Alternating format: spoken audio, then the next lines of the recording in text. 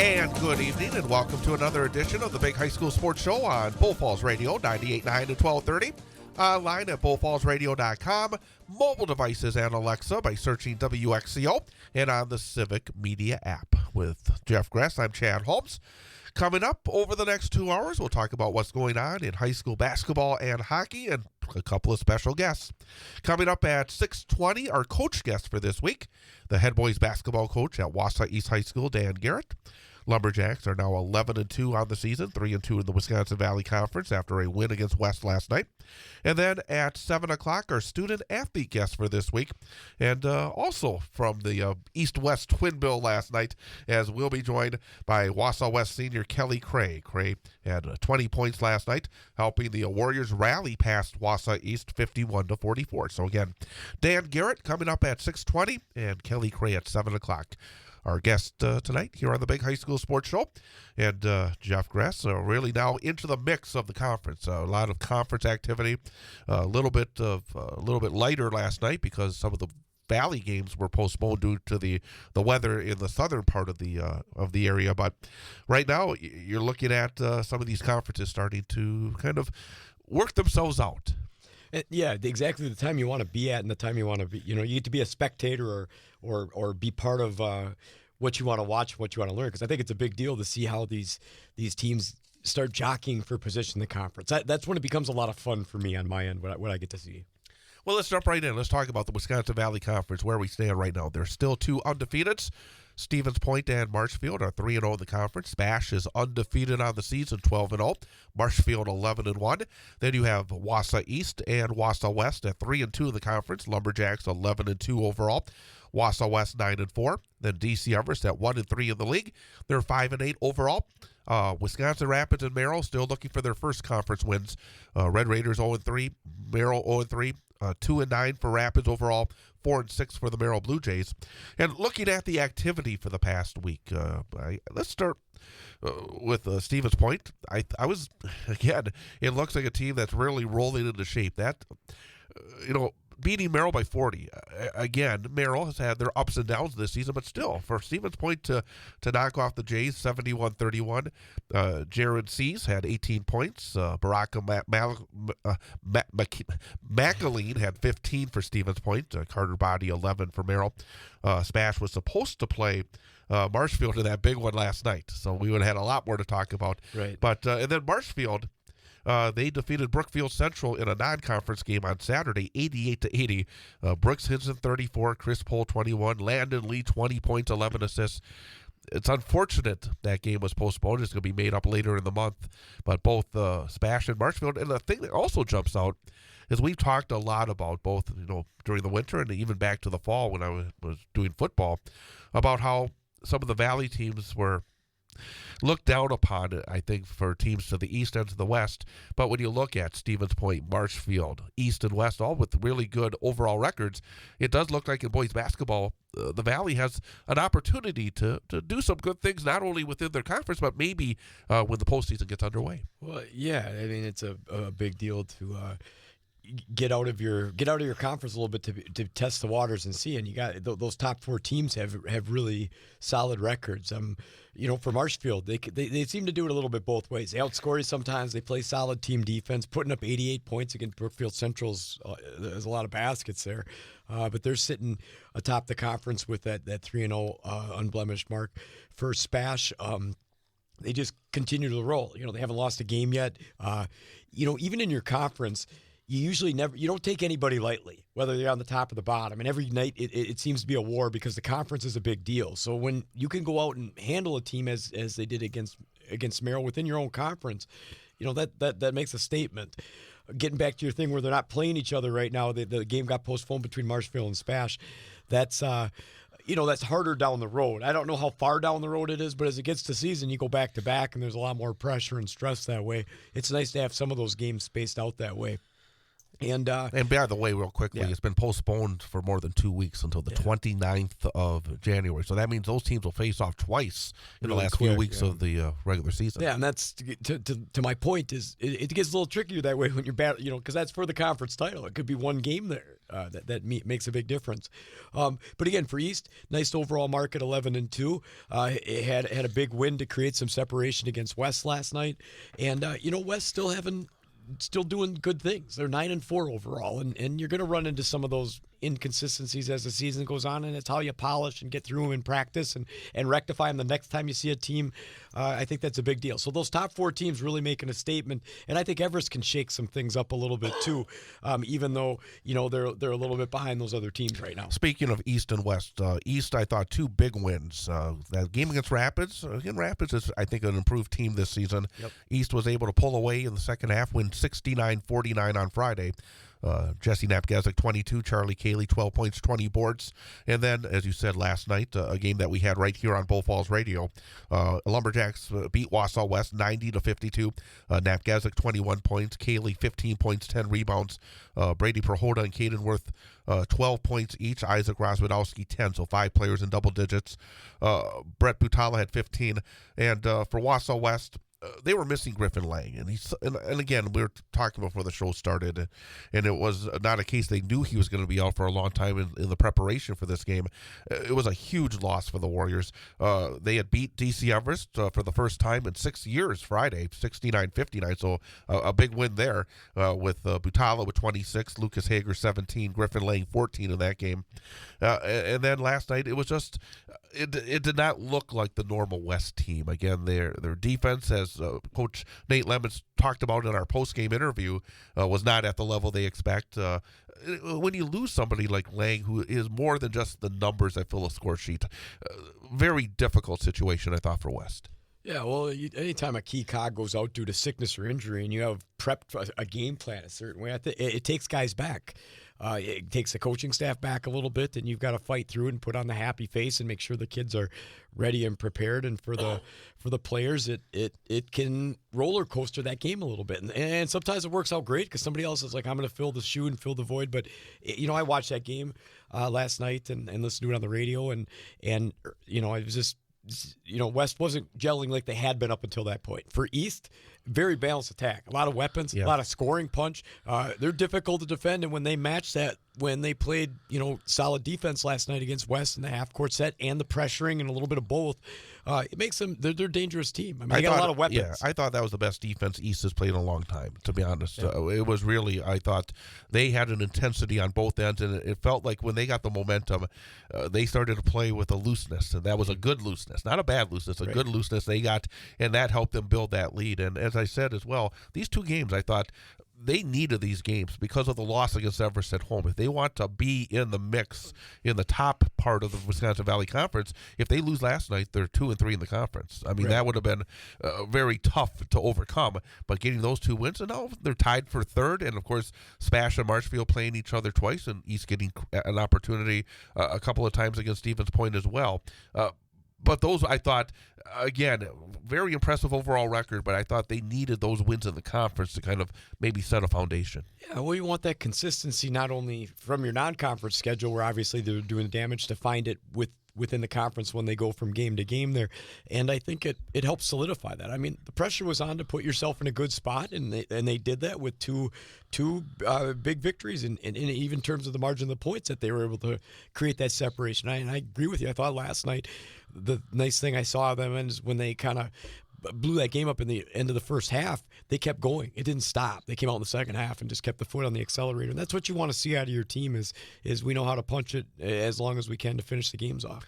Also last night, Everest had a non-conference game at Chippewa Falls, and Everest won 88-80. But the big note is Cohen Preby, boy, 37 points last night. I mean, he's got that capability. He filled it up big time for Everest. Cade Felch, 24. Casey Studeman, 12. Everest now 5-8 overall, 1-3 in the conference. It was I thought a tough loss. West, I thought, really beat them.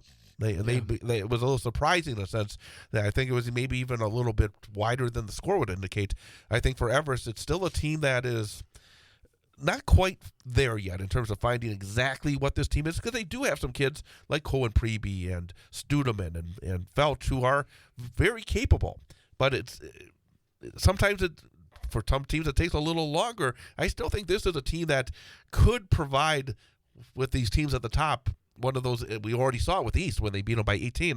That's still a team that I don't think I would want to see as either a team in the conference looking for a championship or as a low seed in the playoffs. Yeah, well, if you played Everest, you can't underestimate them. I mean, they have the pieces to take the game away from you if you don't execute the way and play to the capabilities and the success level you feel your team should be at.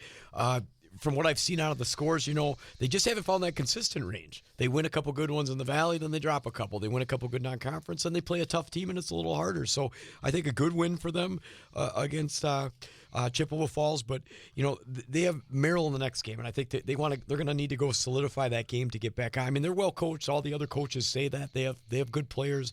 I think they have that potential to you want to when you're not getting all the wins you want to go kind of take that out and make somebody else's season a little messy. And I think they're not a team you're going to want to overlook. Great Northern Conference, Mosinee is undefeated, the last undefeated in the GNC at 5-0, 11-1 overall. Rhinelander and Lakeland 4-1 in the conference. Medford 3-2, Antigo 1-4, Pines 1-5, Tomahawk 0-5. And I guess the game was last night. Mosinee and Rhinelander. Mosinee won 70-58. Landon Tomer 17 points, 12 rebounds. Balanced attack for Mosinee. Treve Stoffel, 16. Keegan Jersley, 13. Devin Feck, 21 for Rhinelander. But to go up there in that little gym up in Rhinelander, always a tough place to play. And Mosinee has been, I think, consistently able to do that so far this season.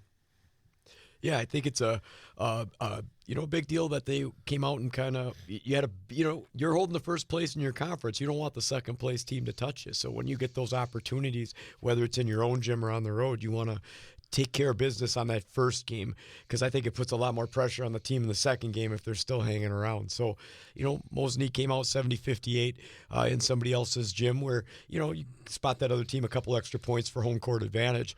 And, still the next game that's nice too is it pops around, they get the next team that's hanging around and they can start setting some separation for what they want to establish to try to be the conference champion in the Great Northern. And the thing was, Rhinelander came off a really impressive win. They went to Minocqua and defeated Lakeland 79-54. So, again, sometimes it's when you play a team, and it felt like, man, coming off that kind of game, that was going to be, I think, a tough one for Mosinee. But, again, Mosinee, I think, expected to win all their games in the conference. But the way they're doing it is I thought, was, again, an impressive season so far for Mosinee. Well, yeah, you talk about their balance when you list the stats of some of those guys. I was that a couple weeks ago. They were one of the teams with, I can't remember if they were one of the teams with 6 guys in double figure. Yeah, real close. You know what I mean? So that's tough to come up with a game plan against that when you got such a balanced scoring attack. And I think for Mosinee, you got guys that can get to the rim and slash. You got guys that'll go around and bang. You got guys that can play the guard position. So I think they're setting themselves up nice, and a good solid win over in Rhinelander last night. Merriwood South, Marathon 7-0, 12-0 overall. Auburndale 7-1, 11-2 overall. Stratford and Edgar 5-2 in the conference. Stratford 8-3, 9-2 for Edgar. Assumption 2-4 in the conference, 4-7. Newman 0-7 in the conference, 1-10 overall. I guess we'll start off last night. Marathon went to Auburndale, and another impressive performance for the Red Raiders, 60-39. Not anything that blew you away numbers-wise. You had Grant Ward, 16-11. Tyler Underwood, 15. They did a great job, obviously, defensively. Only one player for Auburndale in double figures, Caden Anderson with 14. But I guess you start right there. Marathon, again, another notch in what's been an incredibly impressive 12-game start to the season. Well, when you can look back at the stat sheet at the end of the night, like for Auburndale, they hold their 2 leading scores under their season averages. You're doing a nice job both for the individuals that are manning those guys up and for the team on the team defensive side. And again, Marathon, as they have been over the years, it's just steady. It's consistent, and going into Auburndale is not an easy place to play. It's a packed night. The community comes out and supports those players in Auburndale. So it's a tough environment to go get one. And again, those are the ones you want to get right away when you're fighting off the top of that conference with both undefeated records. And when you can go to the other person's gym and get it, it's nice to know that the next meeting is going to be in your own house. So I thought, just caught the tail end of that one, but a nice win overall and a signature win with the 21-point gap on the score differential. What about elsewhere in the Merriwood South? You got Stratford and Edgar both off to good starts. You got Assumption and Newman looking to get something going. What else jumps out either in terms of the results or your thoughts on these teams? Well, you see, I think just overall, going back to the Valley too, with the top 4 teams in each one of those sides, just some nice overall records. I mean, you got teams with, West has 9, East has 11. Marshfield and Spash have their top wins, and then here you got another couple teams with 12, 11, 9 wins again. So what kind of jumps out as me is we got some very good basketball going on in this area. Secondly, though, that battle's what it is. Marathon, I think, is starting to set themselves a little bit ahead. Now, every year I've coached in there, Edgar will always give Marathon their best shot, so you can't take them lightly. Those games get pretty physical. The cities are close. It's a rivalry game. But, Edgar, for having a new coaching staff and co-coaches, off to a nice start at 9-2 in winning, some of the tougher games when they played the Norse versus Athens. And I went out and had Newman come into their place and got a win there. So I think, I think Marathon's up top there, and Auburndale, Edgar, Stratford are looking to war it out with, just from what I've seen in games, Auburndale, Edgar kind of sitting at that second tier. And I also wanted to say something about Newman, because obviously the state champions a year ago, and then lose all those incredible seniors and now struggling.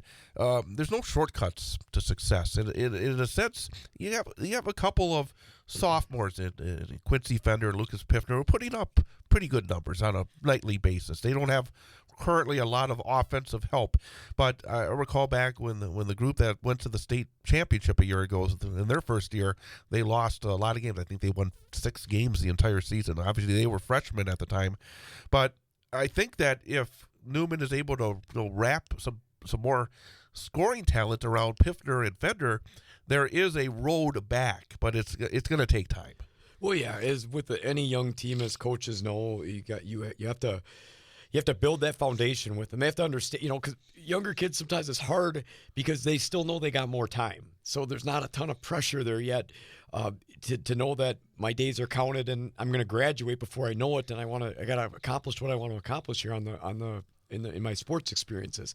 So I think that's tough because there's not always that immediate moment of I got to get going right away here. And for sophomores, when sophomores are the main guys that are doing the damage, whether hitting jump shots, taking the basket, sometimes it's hard to fill in the void of where's that leadership coming from, because the production and the stat hounds are coming from our younger guys, but we're the old, it's a tough mix. So I think it's going to take them some time to find their identity, but the bottom line is they're getting some experience, they're figuring out the right and the wrong things to do, and I think that can only void as good things going forth. Merriwood North has Rib Lake 9-2 overall, 5-2 in the conference. Then Phillips 3-3 in the league. Prentice 3-4. Abbotsford and Athens 2-5. Chewabigan 0-6. Rib Lake got the crossover win against Assumption on Friday, and Rib Lake rolled past Phillips 68-50 on the road last night. Again, Rib Lake maybe just a little bit outside of our general area, but it's always interesting to see where. I thought coming in maybe Athens would be a little bit better than they are. They're 2-5 and now struggling in the conference. But Rib Lake is actually somebody that's probably played Marathon as well as anybody, but they played earlier this season in their little gym. Rib Lake looking impressive again. That game last night, 68-50 at Phillips, the second place team of the conference. I thought was something worth noting.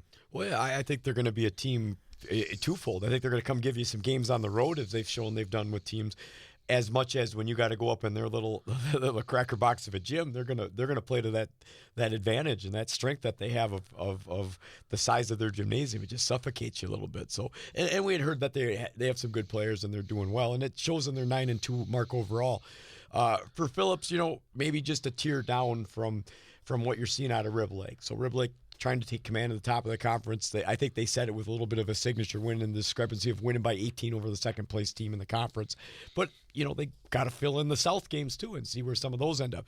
For Athens, they took one out when they lost to Prentice Tuesday night, 62-58. in their home gym, I think it was. So that, that kind of sending you down. It looks like wins are coming a little bit less, but they're another team too. They graduated a lot of kids from last year. So again, plus it takes teams longer than others to find that identity when you got a whole new lineup in there, especially if the kids are younger. And I know for Athens too, they start a couple sophomores. So. And finally, CWC East, Whitburn in second place in that conference. They're 4-1, 6-4 overall, behind only undefeated Bonduelle. Whitburn survived in their last game on Friday, needing overtime. In fact, 2 overtimes to defeat Manawa 49-47. Jet Rogowski had 25 points in that game for Whitburn. The boys and the girls are kind of similar, where at times it doesn't look all that pretty, but they're winning games and they're putting themselves in a position at the top of their conference. And Bonduelle is always in the way. That is true. In both, but again, you gotta. It's fun when you can look back at the end of the night, I think, and you get in an overtime game, or you get in a tight one where you finished it out strong, where you had to fend a team off and only win by 2, or you get that last second shot. Those are just some great moments of learning experience. So for Wittenberg, that Manawa game, no matter where Manawa is in that conference, I think they're in the middle of the pack in that where are they? They're 1-4 in the conference, but they're 7-6 overall. Okay, so hey, anyways, it's conference play. So and who have you played? Yeah, exactly. So I'm guessing they play Bonduelle. If you can take that win in that double overtime game, I think that's a big deal. It just builds for things going on and creating that momentum and that consistency that coaches want as they want their teams to peak and then still not peak. You want to get to a certain point and then you still get a little greedy and you want to keep them going to get them being the best ball as they can down at the state games. We have to take a quick timeout, but then coming up next, we'll have our first guest of the evening, the head boys basketball coach at Wausau East. Lumberjacks 11-2 overall. They're 3-2 in the Wisconsin Valley Conference after their big win against crosstown rival Wausau West last night. We'll talk to the head coach of the Lumberjacks, Dan Garrett, coming up next. Along with Jeff Gress, I'm Chad Holmes. It is the Big High School Sports Show on Bull Falls Radio, 98.9 and 1230. For more than 60 years, Sun Printing has been Central Wisconsin's commercial printer of choice due to their commitment to quality, creative solutions, and dedicated service. Sun Printing's team offers you a wide spectrum of services, whether you need vehicle graphics, offset, digital, large format, graphic design, or mailing. They print everything under the sun. No project is too big or too small, so give Sun Printing a call at 845-4911 or visit them online at sunprinting.com. Winter sports are here. Align your young athletes and yourself with health by scheduling an appointment with Dr. Sarah at Shine Chiropractic in Rib Mountain. Stay in the game with our comprehensive 3-point neurological exam, safe for the entire family. Don't let the daily grind keep you and your student athletes on the sidelines this year. Call Dr. Sarah at 715-298-5104. That's 715-298-5104 in Rib Mountain today. On Thursday night, the Newman Catholic High School girls basketball team plays host to undefeated Assumption.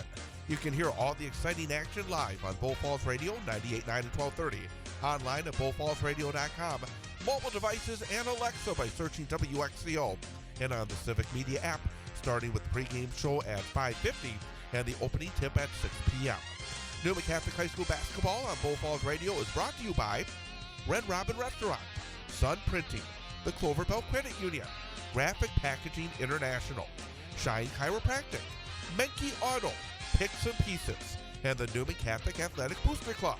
It's Newman Catholic taking on Assumption in high school girls basketball.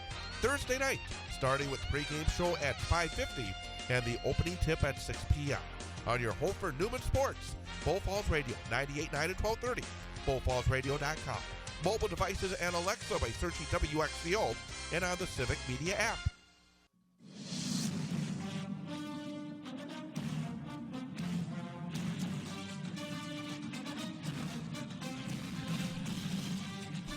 And welcome back. Big High School Sports Show on Bull Falls Radio, 98.9 and 1230. Online at bullfallsradio.com. Mobile devices and Alexa by searching WXCO and on the Civic Media app. With Jeff Gress, I'm Chad Holmes. And time for our head coach guest for this week. And very happy to welcome back to the studio the head boys basketball coach of Wausau East, Dan Garrett. And Coach, number one, thank you for coming. You bet. Number I'm happy to two, be here. congratulations on a big win last night. I guess I wished you too much luck when I saw you last night. I said not enough luck, but you didn't really need it last night at a good win against West. But I guess we'll start off with that game because obviously it's right 24 hours ago and a rivalry game. And me and Jeff were talking about it, and one thing that kind of jumped out, obviously, you put up 90 points, which is always a great number. I thought your defense was really good last night. Is that how you saw it as well? Yeah, absolutely. I think in the past years, we've been kind of criticized for how we've played defense, and we've been building to get to this point. With the young players that we've had, and just building to get to this point. And last night was kind of a culmination of a lot of hard work and determination, and the guys executed the game plan perfectly, and we're really happy with the result. And also, before Jeff jumps in, wearing his lumberjack red tonight, I notice. Red's a good color. Cardinals on it, though. Yeah, that's where I gotta work. But red's a good color. But also in the game, as I was watching it, it felt like when things started to go well for your team, I said to Jeff as well that your team played with a looseness, but a good looseness. Sometimes there's a bad looseness where you get a little bit too loose with the basketball. But I thought it was a looseness where you saw opportunities. Your kids saw opportunities. They saw open shots. They weren't hesitating, and they were making a lot of them. It felt like as the game continued that the momentum was felt by your kids, and they really grasped that momentum. Yeah, we kept talking about at halftime maturity. The second half, I'm going to see how mature we are as a team. Are we going to let them get back into it, or are we going to get to a point where we double up the lead? And we showed lots of maturity last night. We took care of the basketball. I think we had 3 turnovers or 2 turnovers at halftime, which I think we averaged about 7 or 8 a game this year. But that was a good number. We took care of the ball, and I think we shot like 72% yesterday too, which was crazy as well. But yeah, I mean, we showed some maturity last night, and that was the biggest thing I wanted to see is when you have a lead like that, can you be mature enough to keep that lead? And how about your coach? We were talking off air, and we mentioned because when you were at Newman work, I was teaching there, so we talked enough. Mm-hmm. Now I got a nephew on the team. We still see each other enough, which is all good.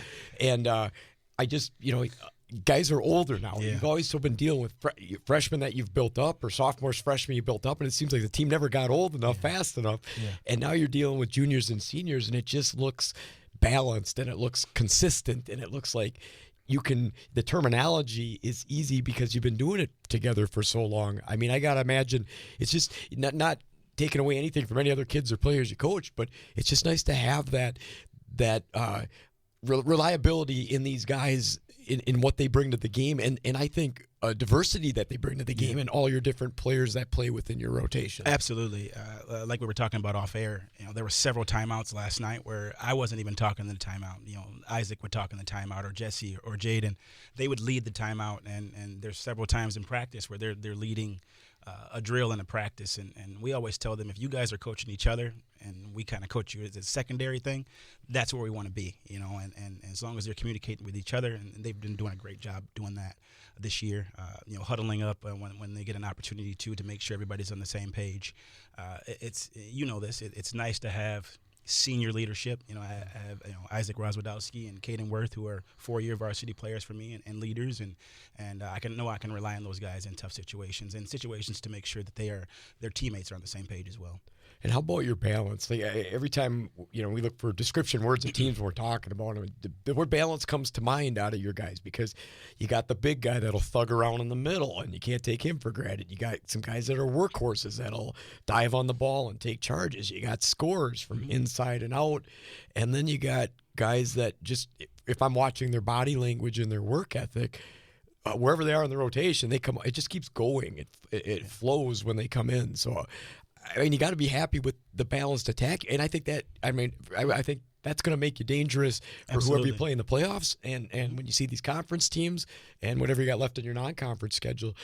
It's just so many things, I think, to stop sometimes out of East basketball of what you've built with these guys. I think the cool thing, about it is, these kids, they work hard.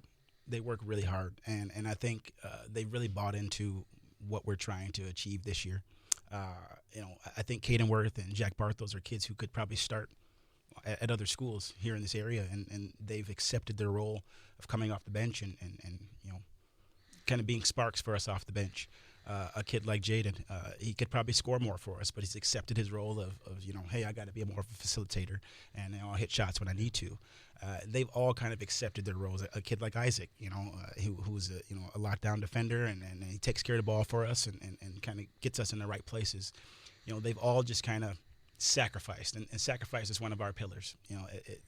What are you going to sacrifice tonight? I ask them that before every game, and it may be playing time, it may be a shot, it may be anything, it may be your body because you're stepping in to take a charge. They're all willing to do whatever we ask them to do, and that's why we are in the position we are today.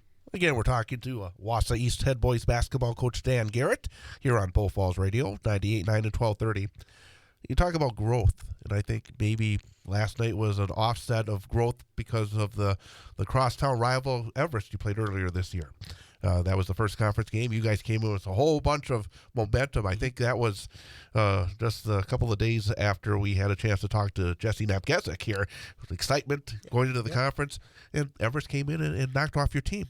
What did you guys learn from that game that maybe helped you? And I think the last week has been a really important week for your team to get the games against Rapids and West to put yourself in a really good spot in the conference. But what did you find out, I think, maybe in that game where it's like, we're doing really great, but we still have some things to learn, right? So I think with Everest, that was really the first time that we had dealt with any adversity.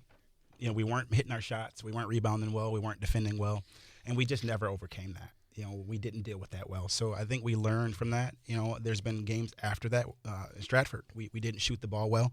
We fouled a lot. We didn't defend well, but we found a way to win. So I think, we lost that game against DC Everest, but we learned a valuable lesson of how to get through adversity and, still be able to win a game.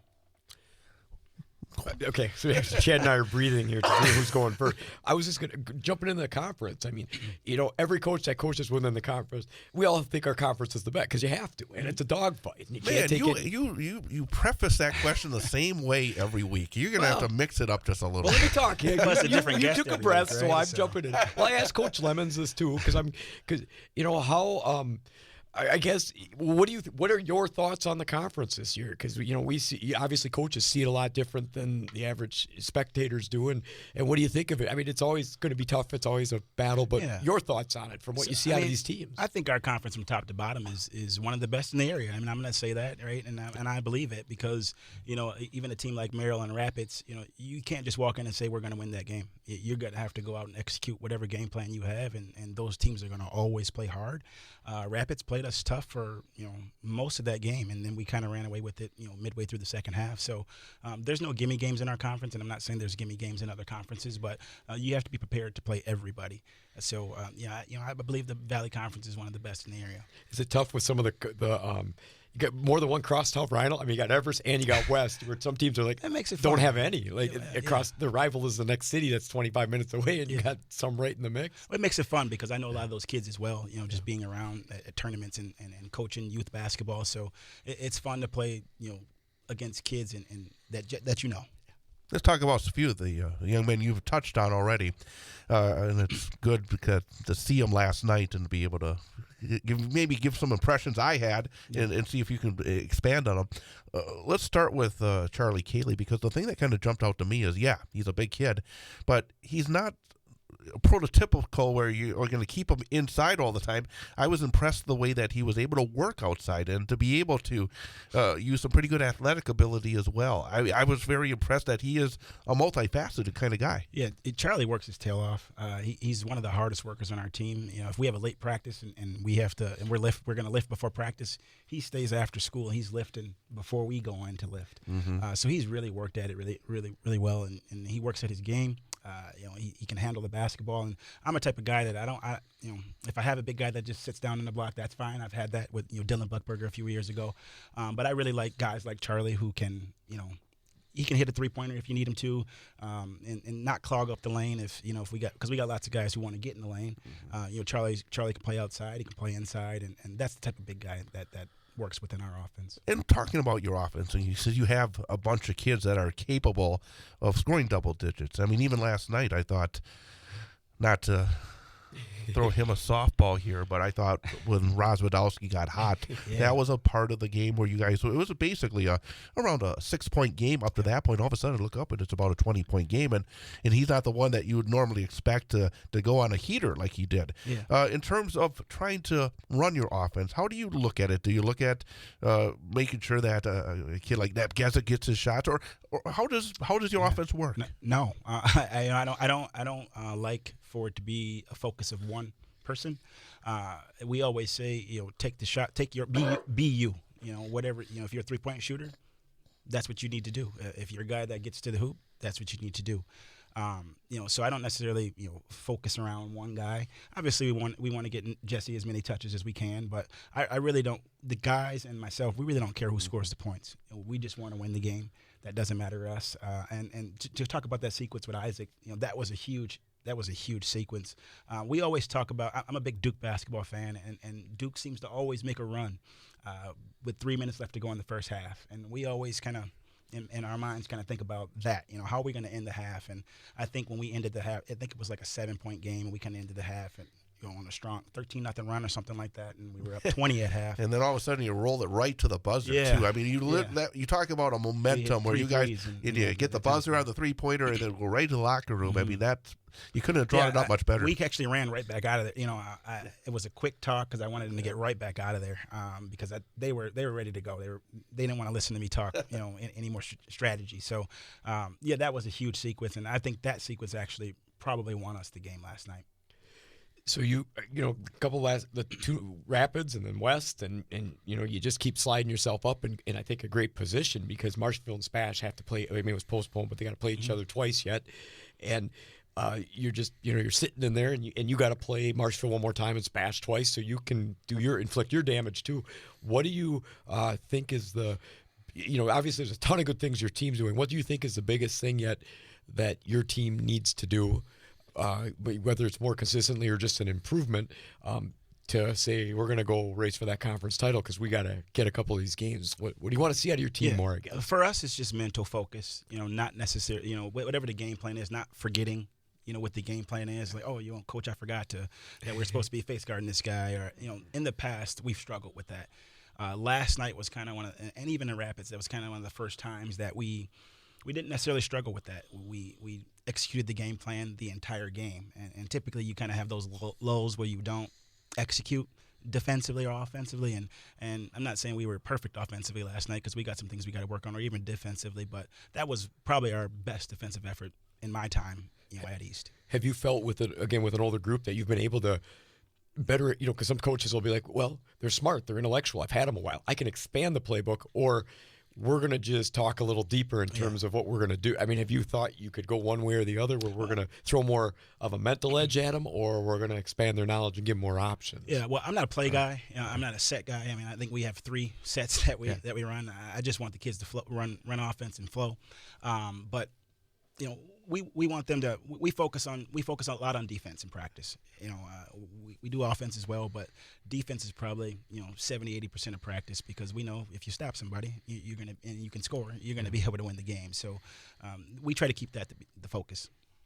I'd like to take a step back and talk about the program as a whole because one thing that looking at your rosters and looks like the numbers are good at Wausau East right now, would you say?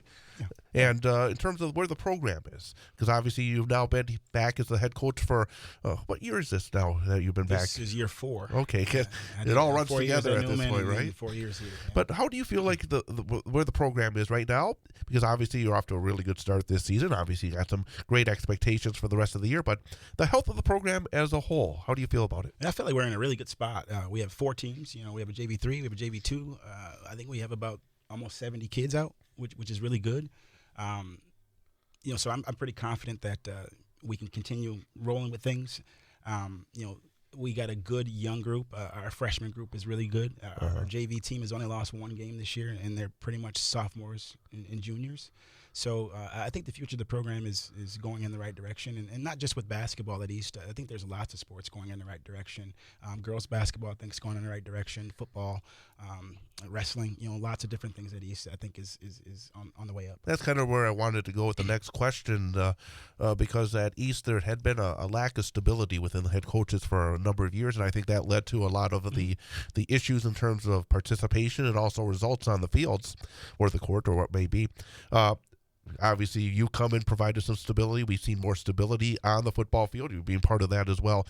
I don't think people can really understand how important that is to the success of a program as a whole. Absolutely. I'm a relationship guy, and I feel like obviously the longer you're around, the better the stronger relationships you can build. And if a coach comes around, and this is a stepping stone type job, and you're not going to be able to build those relationships, and you're not going to get kids to come out because kids don't have that type of relationship with you. So, even when I'm not coaching basketball or coaching football, I'm at a baseball game, or Right. I think we're going to wrestling tomorrow, or I'm at a hockey match, or whatever it might be, just to make sure we're supporting everybody, and I make sure my team does that as well. And I think our culture is really changing over at East, and we're really involving a lot of our youth, and I think we're really going in the right direction. And that's actually an interesting point when you look at the conference as a whole, because when you look at boys basketball in the Wisconsin Valley Conference, you've got yourself, obviously, who's been an East guy and wants to really build this program. You got Coach Pieper in Merrill, who's a Merrill guy and wants to build that program. Coach Lemons has been at West for now more than a decade. Coach Fisher. And again, a lot of these programs are with people that really have a connection. And ultimately, it probably makes your job a little harder because you're going to have solid programs up and down the Wisconsin Valley Conference. But for those of us looking for really entertaining basketball and looking for good teams that can make some noise as you move forward, it looks like right now the Valley, after you've been around it a long time. We've seen it for a long time. There were years, probably 15, 20 years ago now, where it was just a battle. I mean, back in the days before even the GNC and Rhinelander was there, it does feel like maybe the direction of the conference is going in a really good way. Absolutely. I think there's lots of rivalry, or like budding rivalries, like us and Merrill. I think every time we get together, it's a rivalry type game. It's kind of the atmosphere that was last night. And you touched on it earlier, where you said you got a lot of rivals, and DC Everest and Wausau West and Merrill potentially. That makes it more fun. To go up to Merrill and have to play in an environment like that, or have to go to West last night and play in a really, really good environment and tough environment as well. Although maybe half the fans there were cheering for us. I think it's fun to be competitive, and I'm happy that we're finally at a point where we're sitting here talking about Wausau East at 11-2 being competitive in the Wisconsin Valley Conference. And how big a deal is all that? I mean, you touched on it a little bit. I think it's a big deal when not only can coaches make they make their face available that much, they're investing in the kids. It's all about connections. I think that goes a long way. But for you yourself, being on that football sideline and helping them just fight to get out there in a varsity schedule. I mean, I don't think people often overlook how hard it was just to have the schedule and get the team to play and get these guys an opportunity. And you get to work with, I think, a chunk of the basketball guys a chunk of them in the rotation are all 7 guys that I had returning. Yeah. Or football players. Gotcha. So, I mean, that's got to be, I think, a little bit twofold, because it's kind of fun because, the head coach can take care of some of this, and I'm going to focus on this side of the ball, and, we're going to do it. It's cool to be an assistant coach, too, Jeff. Yeah. Tyler Kramer does a great job as a football coach at East, and he does a great job of allowing us to be who we are as coaches, and I think it's cool to see kids in other sports and see how they respond to adversity in other sports, because then it helps me in basketball, see that, okay, he didn't respond to adversity. He didn't respond to adversity the way we wanted to here in this situation. Maybe I can try to set up the situation in the basketball court and walk him through that and how to respond. So I think it's a lot of coaches are coaching multiple sports over at East, and I think that's what's kind of helping with the changing culture. And our athletic director, Kurt Vanden Heuvel, does a great job as well with culture. And we meet once a month to talk about the culture at East and how we can continue making things better. And it's not just about sports; it's about the culture of the school as well. When you look ahead now, and I know that coaches, it's always about, hey, you got Pines on Friday, but when you look at your Division II, you and Merrill, Division II, and all these other schools in the WVC are Division I, you obviously get tested. Mm-hmm. Do you look ahead and say, hey, this is kind of where we slot in? Do you look at some of the other schools in your bracket? How do you go? I have not yet done that. And I guess along the same lines, I mean, just generally, do you feel like this group has an opportunity to do something just beyond even the conference, because what we've seen so far, do you feel like this team has those intangibles to make a run in the postseason? I do. I think we're just kind of scratching the surface. I think what you saw last night was kind of the beginning of something special, not necessarily, the culmination of it. So I do think this team has the ability to do something special. We just have to show that maturity that I talked about earlier, to be consistent. And really, when we're playing teams like Spash and playing teams like Marshfield, not losing by 20, not losing by 30, really, showing them that, hey, we're here to play as well. So we got another hump to get over with those two teams as well, to make sure we're showing that we're competitive with them. Because I think if we're showing that we're competitive with them, we can be competitive with anybody in Division II. And going along those lines, and I guess I'm going out even farther in the future, because you guys have held consistent, and I know as coaches we do that, where if somebody's asked us to a tournament, we keep coming because we've been there. So you've been at Stratford for years, and you've played some of the non-conference games because we have one over there and one over here. Anything looking like into the future where you'll keep it consistent now off the top of your head, or are you looking to branch out to get something a little bit different? Because you usually have something over Thanksgiving and your Christmas one, and then you're not. Do you guys, you know what I mean? Yeah, Eventually you feel like you owe somebody something, so you keep doing it. But then sometimes it's like, there might be a different change of pace to get this on a Saturday afternoon here. Are you even? I mean, and I know we're in the midst of something, and you want to keep rolling what you're rolling. But any thoughts on? Do you switch it up? Do you keep it the same? Yeah. So I think the interesting thing is, I think when you're doing well, other tournaments and people maybe want you to come to their tournament. Right, yeah. And we've gotten some invitations to some Thanksgiving tournaments next year and some Christmas tournaments next year, some bigger events than maybe we've been to in the past. And that's because I think we were having some success this year. Yeah. Not that, we wouldn't go back to Stratford because, we feel like we're better than that. But I think that Stratford tournament is a really good tournament, and we had two really tough games. And we learned a lot about ourselves during that tournament. And I think having to come back from behind to beat Stratford the way we did really kind of propelled us into what you saw last night. Anything else for the coach? No, good luck. I like watching you guys, so I wish you didn't have that little downtime before from the Pines game to the next game.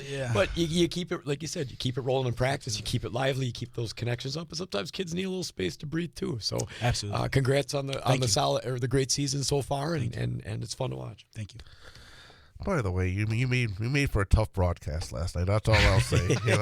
I would say I'm sorry, but I'm not. I would apologize. I'm not sorry. I'm not sorry. I just congrats on the success so far, Coach. It's always good to talk to you. Appreciate it. Best of luck going the rest of the way. Thanks for having me. Head Coach Dan Garrett of the Wausau East Lumberjacks. We're going to come back, have more. The Big High School Sports Show on Bull Falls Radio, 98.9 to 1230. Impacts on prep sports this week, but we're hoping for some big games this weekend. I'm Travis Wilson, and this is a WisSports.net Minute brought to you by NFHSNetwork.com. More high school sports news after this.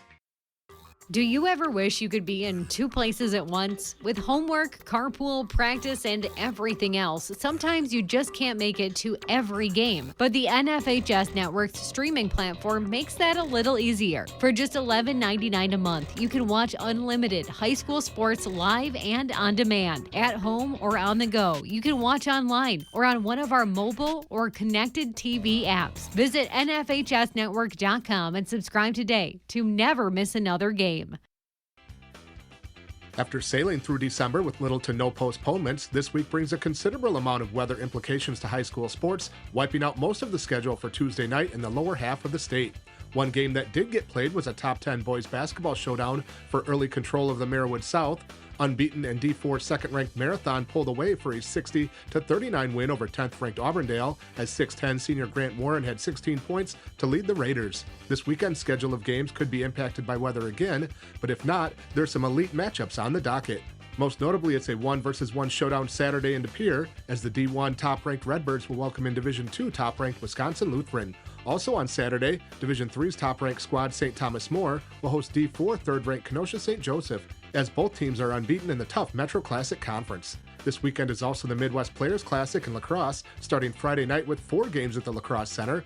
8 games are scheduled to be contested on Saturday, featuring not only outstanding teams from Wisconsin, like Mineral Point, Darlington, Luther, Unalaska, and West Salem, but some top-notch teams from Minnesota as well.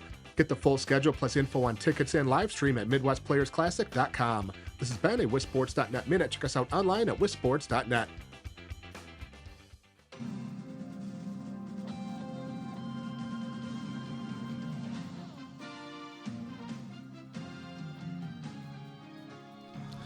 Welcome back. Big High School Sports Show on Bull Falls Radio, 98.9 and 1230. Online at bullfallsradio.com. Mobile devices and Alexa by searching WXCO. And on the Civic Media app. Again, thanks to Lumberjack head coach Dan Garrett for joining us. Coming up in about a little more than 10 minutes, we'll be talking to our student-athlete guest for this week, Kelly Cray from Wausau West. And it gives us a little time to talk about girls high school basketball and where we stand in terms of the conferences here in the area. When you look at the Wisconsin Valley Conference, like the boys' side, a showdown was postponed between Marshfield and Stevens Point. Those are the two undefeateds right now in the conference. They're both 4-0. Marshfield 8-4, 7-6 overall for Stevens Point. Rapids is 3-1 in the conference, 4-9 overall. Wausau West now 3-2 in the conference, 4-8 overall. Merrill 1-3 in the league, but 7-5 overall.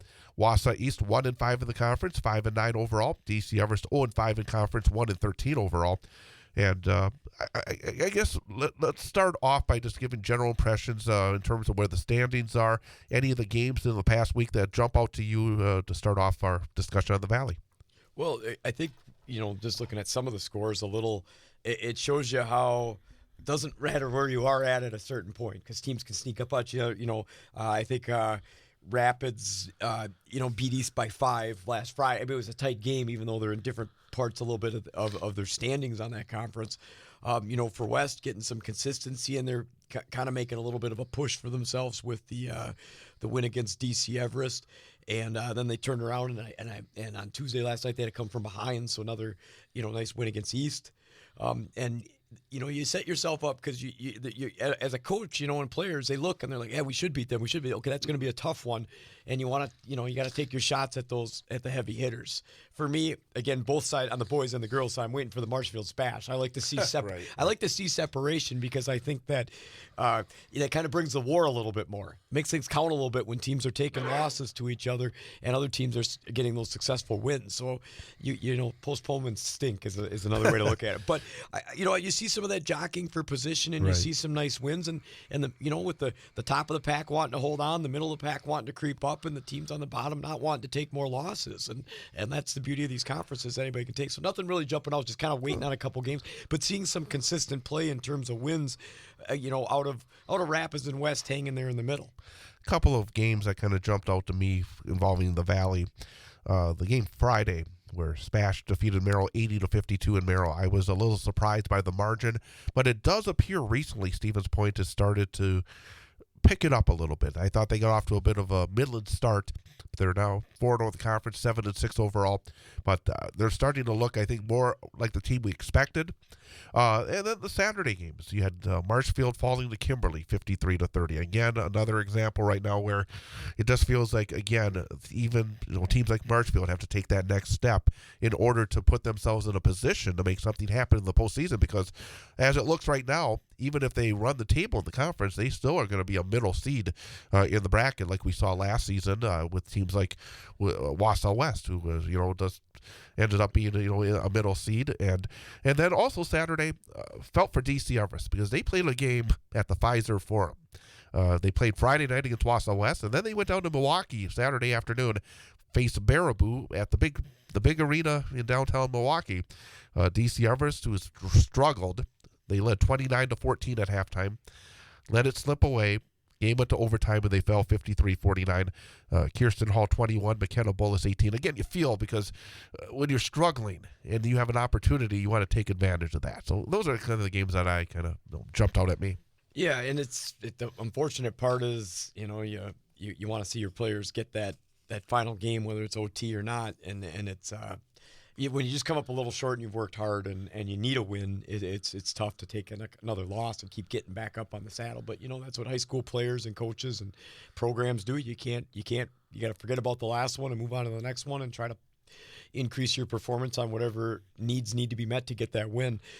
I think what you touched on is some of those inconsistencies and overall records that are going to play out in the playoffs.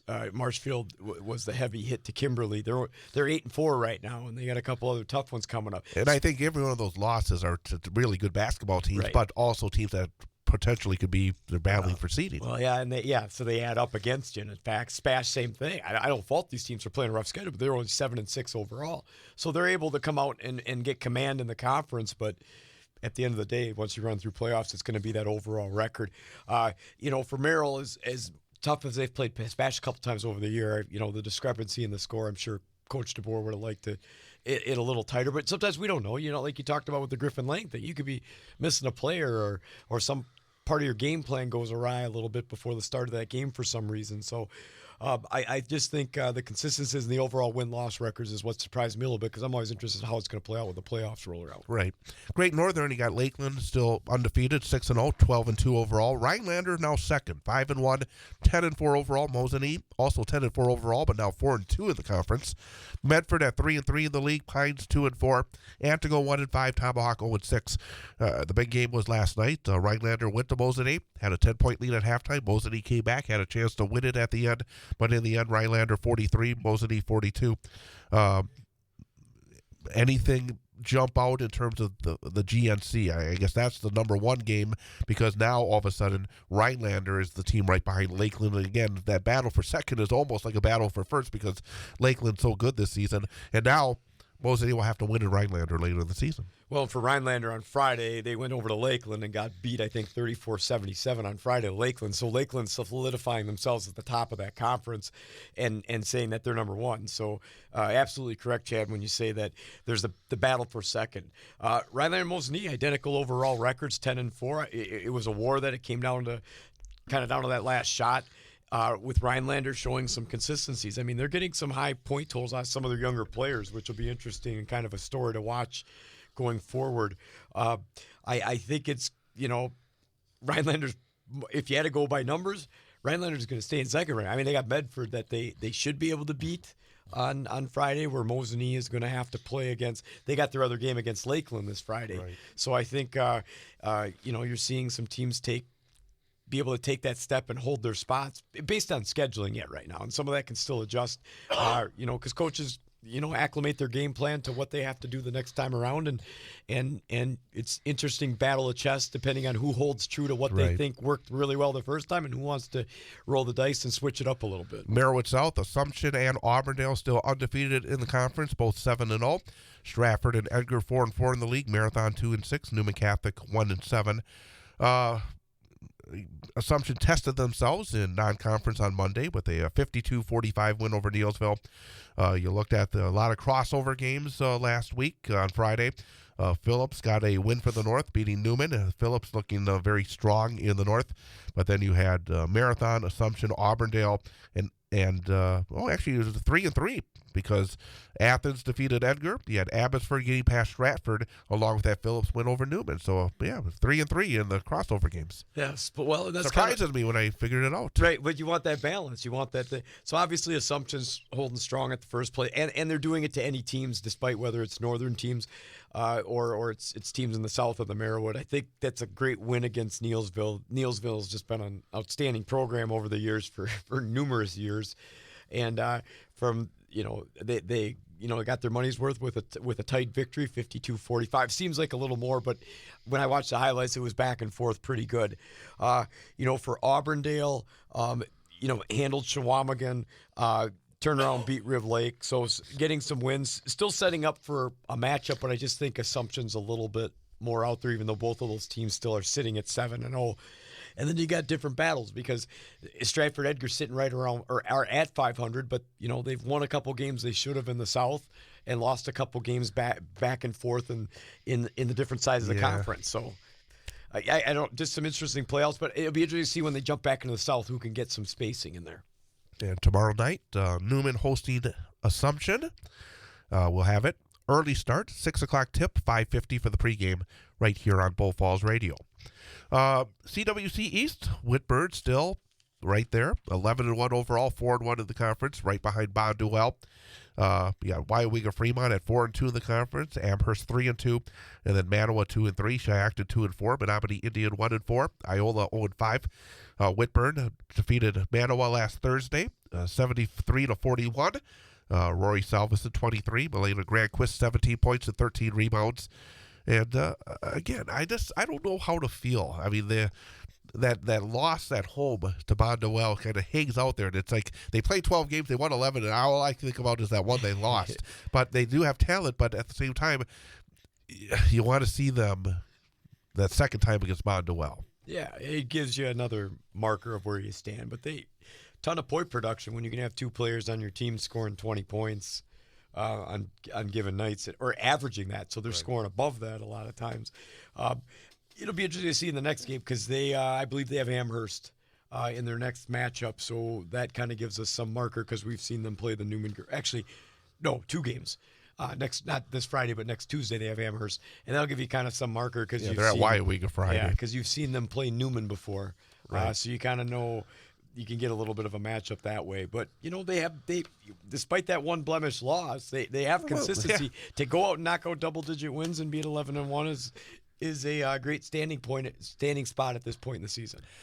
We will take a break, have the second hour of the program coming up, and we'll start things off with our student-athlete guest for this week, as we'll talk to Wausau West senior Kelly Cray coming up next. With Jeff Grass, I'm Chad Holmes. It is the Big High School Sports Show on Bull Falls Radio, 98.9 and 1230. Hungry for flavor-packed fun? Dive into Red Robin's sizzling burgers, mouth-watering fries, and endless options. Or maybe you're craving the perfect slice. Then it's Donato's Pizza, your passport to pizza perfection. Order now and treat yourself to an unforgettable taste experience. Red Robin and Donato's Pizza, 225548 Rib Mountain Drive in Wausau. Call 715-301-0019 or log on redrobin.com. Red Robin and Donato's Pizza. Parents of class of 2024 seniors, graduation is a few months away. Do you know where your photos are? Melissa Sullivan of Picks and Pieces Photo and Digital Organizing can help. Mel is a professionally trained photo manager who can convert printed photos and outdated media to digital formats, consolidate and organize your digital photo collection, and create custom photo books, gifts, and slideshows. Preserve, organize, and share your priceless family memories today. Call Mel at 715-446-0762 or visit picksandpieces.com today to learn more. Again, that's PIX, the letter N, pieces.com. On Friday night, the Wausau West High School boys basketball team takes on Marshfield in a Wisconsin Valley Conference showdown. Hear all the exciting action live on Bull Falls Radio, 98.9 and 1230. Online at bullfallsradio.com. Mobile devices and Alexa by searching WXCO, and on the Civic Media app, starting with the pregame show at 7 and the opening tip at 7:15. Wausau West basketball is brought to you by Red Robin Restaurant, Sun Printing, the Clover Bell Credit Union, Graphic Packaging International, the Wausau West Athletic Department, Shine Chiropractic, Menke Auto, and Picks and Pieces. It's Wausau West taking on Marshfield in high school boys basketball. Friday night, starting with pregame show at 7, opening tip at 7:15. On Bull Falls Radio, 98.9 and 1230. Online at bullfallsradio.com. Mobile devices and Alexa by searching WXCO, and on the Civic Media app.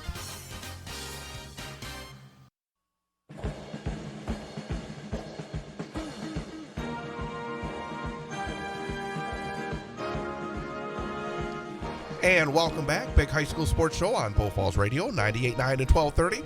Online at bullfallsradio.com.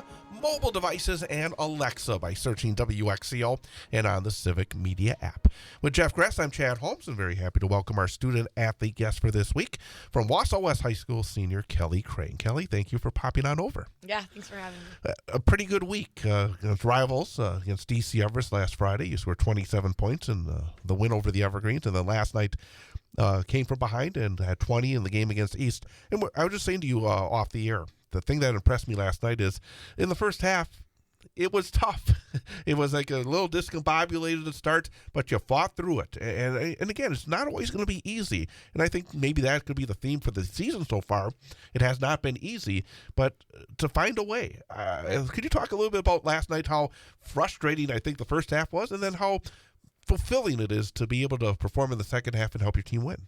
Yeah, it was definitely frustrating. I think we kind of had confidence all the way throughout. I know I definitely did, and tried to kind of propel that onto my teammates. But in the first half, I think that obviously I wasn't playing my best. I couldn't really get free throws to go. But it's just the rivalry that kind of comes and kicks in the second half there. And I wasn't going to let my team lose that game, and I think that's really why I had to step up and do what I did. Do you let's see. I'll ask this question because I've seen situations where things can. I want to know from a player's perspective, because sometimes you come into a program, you get used to a coaching style, and then different reasons, retirement, coaches move on, things happen, people graduate, and then you have the coaching switch. Is that ever difficult on the players to switch over, or has it been a smooth transition? Is it not to put anybody on a spot, but is it easy to switch coaches? Is it, from your perspective, is it harder? Is there a transitional period? What do you think? Yeah, so it's definitely been a transition. But with Ayla Christensen and I being really the only two girls that had a ton of varsity minutes and experience, it hasn't been too much of a big deal for our team. I think that we've been able to move throughout this coaching change with a lot of fluidity, and I think that Galgan's she's a great breath of fresh air for our team, and she's really what our program needed. She's super organized and super positive, and yeah, she's been great for us. And you put you talked about the couple returners there, and you've mentioned, like, I want to take this on my shoulders, and I looked at our teammate, and we got to get going here. Do you put a lot of pressure on yourself to be the leader, to be that person, to be like, I'm going to pick any missing pieces up, and I want to take that role? Yeah, I think I've always kind of had those leadership qualities and just like the desire to want to, lead people, and especially in a team environment. And I've really been looking forward to my senior year. I've known that obviously since last year we had, I think, three of our starters were seniors, which is obviously an old team. It is obviously, it's like someone like me who was a junior last year, you're just thinking ahead of what it's going to be like. But I knew I would have to kind of step up and have this leadership role. I'm the only captain of our team, which that does get challenging at times. But also, it's really great to know that my teammates have confidence in me, and they just have full belief in me, which I couldn't lead without the way that they respond to me. So that's something that's really great about our team. Building on that, because obviously before the last couple of games, there were some struggles. You were facing some really good competition, like at that Marshfield tournament. How do you go about trying to, number one, to keep yourself the spirit high, because it's not easy when you go through a bit of a dry spell in terms of W's, and also, especially as you said, you lost so many minutes from last year's team in terms of varsity experience and being on the court for significant periods of time. How do you go about during those dry spells in order to try to keep both yourself at that level and also your teammates? Yeah, I think it was pretty reassuring to know, and Galgan helped us a lot with this mindset, but just the fact that we're playing great competition, which is going to set us up well in conference. And like you guys saw, we're on a 2-game win streak in conference right now, which is awesome, and I do think that truly is because we went down there and played a Hudson team that was super good, and we might have gotten our butts kicked a little bit, but it's good to get to see what other conferences are like, getting us ready for postseason type of things. But also, it just gives us confidence when we can play with Hudson in the first half of that game like we did. We played just so well as a team that first half, which that just made me so happy to see. That just gives me so much confidence for our conference, and that we can really kind of bring back the domination that we had last year, especially just against these local teams. Again, we're talking to Kelly Cray, Wausau West High School senior, here on the Big High School Sports Show on Bull Falls Radio, 98.9 and 1230. Let's talk about your game, because obviously, again, with you now becoming the experienced hand on the court for your team, let's generally talk about your high school career. From the time you first joined varsity up to this point, what is the biggest change in your game, the area of your game that you're able to take the biggest strides forward with? I would say the willingness to score and the understanding that I need to be a scorer. So my freshman year, I think I played 4 total minutes on varsity. I just played with them for the tournament, which was great. It was a good experience to have. I had a great JV experience. And then my sophomore year, I started the year not starting on the team, and then I ended up starting about halfway through the season. And that was really just me playing a role, getting rebounds, putting in putbacks for my team, just giving them some extra energy. And I was 100% willing to do that. I mean, we had great leaders and some super good seniors, and obviously that junior class was very strong that year. And then moving up to my junior year, it was really, I hate to say the Lexi White show, but she's just such a dynamic player, and she really helped lead us. Also, Molly Anderson and Kenzie Deaton, there's no denying that they did their work too. So really trying to, I guess what I've done in all of my years with AAU, but playing with great players is something you can't complain about. You know what I mean? So I did my job. And it's definitely been a transition now, not having those girls, having less experienced guard play, and things like that, and trying to take responsibility for bringing the ball up the court a couple times. My guards are definitely willing to do it, but there's times when I'll say, I got this, I can do this myself type of thing. But yeah, I just think, like I said, the willingness to score and understanding that I'm going to take a shot when I get down on the offensive end of the floor. Also, you have added that outside touch in terms of being able to even go beyond the arc. And one thing that I've always appreciated about your game as one of the taller players on the court. At the free throw line, you've always had a really nice touch. First half accepted last night was really fun. But generally, how have you worked on that part of your game over the years? And when did you become, I think, confident? Because you look very confident when you do have that 21-footer. When they say, okay, we're not going to let Kelly Cray beat us down low. We're going to let her go outside. You have a confidence with that. When did that really develop? Did it have a lot to do with maybe the AAU ball? Yeah, I think the AAU ball, I think my future coach, Mike Williams at Grand Valley State, he's kind of encouraged me to take that outside shot more, as he wants to see me doing that when I get to college. Coach Galligan, she's just told me she's giving me the green light from anywhere, which is just, and Coach Dave Klug too, the confidence that they have in me, it's just unwavering. And it's just the support that they give me, and also, like I mentioned earlier, the belief that my teammates have in me. It really, it's what keeps me going when I miss a shot. I mean, when you have to be that girl for your team, it's like when you're taking 80% of the shots and you're missing them, it's like you feel bad and you feel like you want to get them touches. But at the end of the day, they know that I need to do my work so they can do their work. So really just having that confidence instilled in me, it helps me, it keeps me going and things like that. And like you said, with the touch at the free throw line, that's something that I take a lot of pride in. And my free throws are going, it really just, I think it keeps me going. I think it keeps my team going, and it keeps my confidence up for sure. So I was happy to get that going in the second half last night. One more question to ask, because you talked about having that green light and frankly, for this team, they need you to be more of a high volume player in terms of taking the shots. Intellectually, going into the season, you can know that. Has it been either more difficult or easier to actually move into that role this season than you thought it would be? It's been difficult. Like I said, playing on AAU teams where I'm not one of the best players has helped me to understand that, like, possessions can't be empty possessions. Mm-hmm. And if we don't get a bucket, that's almost, I mean, it is a turnover, I guess you could say, and things like that. So, and like I said, just kind of having that team player mindset, it does make me feel bad when I'm missing shots that I'm taking so many of. And I don't know if it's been easier or harder than I expected to be, but I'm really happy with the fact that I've just kind of been able to play loose. I haven't put a ton of pressure on myself. Having a couple 20-point games has been super nice, but obviously then the feeling kind of creeps in that, now I have to start to average 20 points a game and things like that. But I'm just going to keep doing what I'm doing, and hopefully we can keep playing as a team and keep getting some wins in the conference. Well, and you can tell just from what you're sharing that you guys are finding some confidence. You're on the 2-game win streak in the conference, and that's what teams, I think, need that want to get going the direction they want to go. Confidence, consistency, knowing that the hard work they're putting in is paying off. What do you think from your viewpoint or your opinion it's going to take? You roll into Marshfield, right, on Friday? Yep. What's it going to take? Because those teams are the next ones you want to go knock off and keep creeping your way up to the top there. What do you think your team has to do well to beat them on Friday? Yeah, we've been doing a good amount of scouting on them. They're looking solid this year, as Marshfield and Spash always do. But I think that we can make some leaps and bounds, and I think that, like I said, when we headed over to Marshfield to play that holiday tournament, that gave us confidence, being able to play with Hudson, like I've mentioned, and I won't stop saying it just because it makes me proud. That just gives me confidence. I think that the scores of the game when Marshfield played Hudson and we played Hudson was pretty similar, so that gives me some hope too. They've got some great players, and I think that Marshfield, they just always have athletes, and they scout us well. So we'll see what the outcome is of that. I'm pretty confident. I'm just happy that our girls are feeling just kind of a sense of joy after beating East and Everest these past couple of days. So I think that we're going in there with some confidence, and we'll do some more scouting, and I think we're going to be set pretty well for that.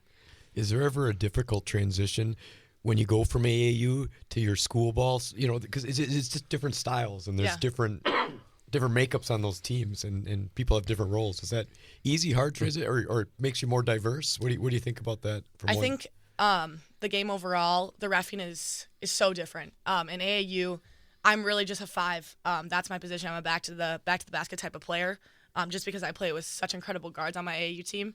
But I mean, down underneath the basket, you get hammered and you hammer people. And then you get into the Wisconsin Valley Conference where they're calling a lot of fouls, and it's like you got to kind of learn how you can stay in the game and things like that. And that's something that I did struggle with in the beginning of the season, was getting in foul trouble early and not being able to be on the floor. And that's something that I've realized, like, I need to be on the floor for my team this year more than ever. So I think that I've kind of had to adjust my style of play. I'll have to adjust it again when I get to college. But it's just kind of the way things are. And then, like you said, just with team-wise and how my role is, for my AAU team this past year, and I guess the year before that too, playing with Team Wisconsin, we're so big on execution. We're a Central Wisconsin team. We're not from big cities or Milwaukee and things like that, where they just have these incredible athletes. We're not going to out-athlete anyone, which is what my coach Brandon Fanning would say. He says we really just have to execute higher than everybody else does. And I think that that's something that our Wausau West team can focus on too. Harper Mead is an incredible athlete, and we have a bunch of other good athletes too, but we're not going to out-athlete a team like Marshall. They really just have to out-execute them. So I'm hoping that that's what we can pull off on Friday. Who are some of the other girls on your AAU team that maybe we would know about here in Central Wisconsin? Chloe Zenkowski. She is from Superior. She's committed to play basketball at Michigan Tech next year, which will be super awesome just because that's in Grand Valley's conference. So I'm really, really looking forward to getting to play against her every year.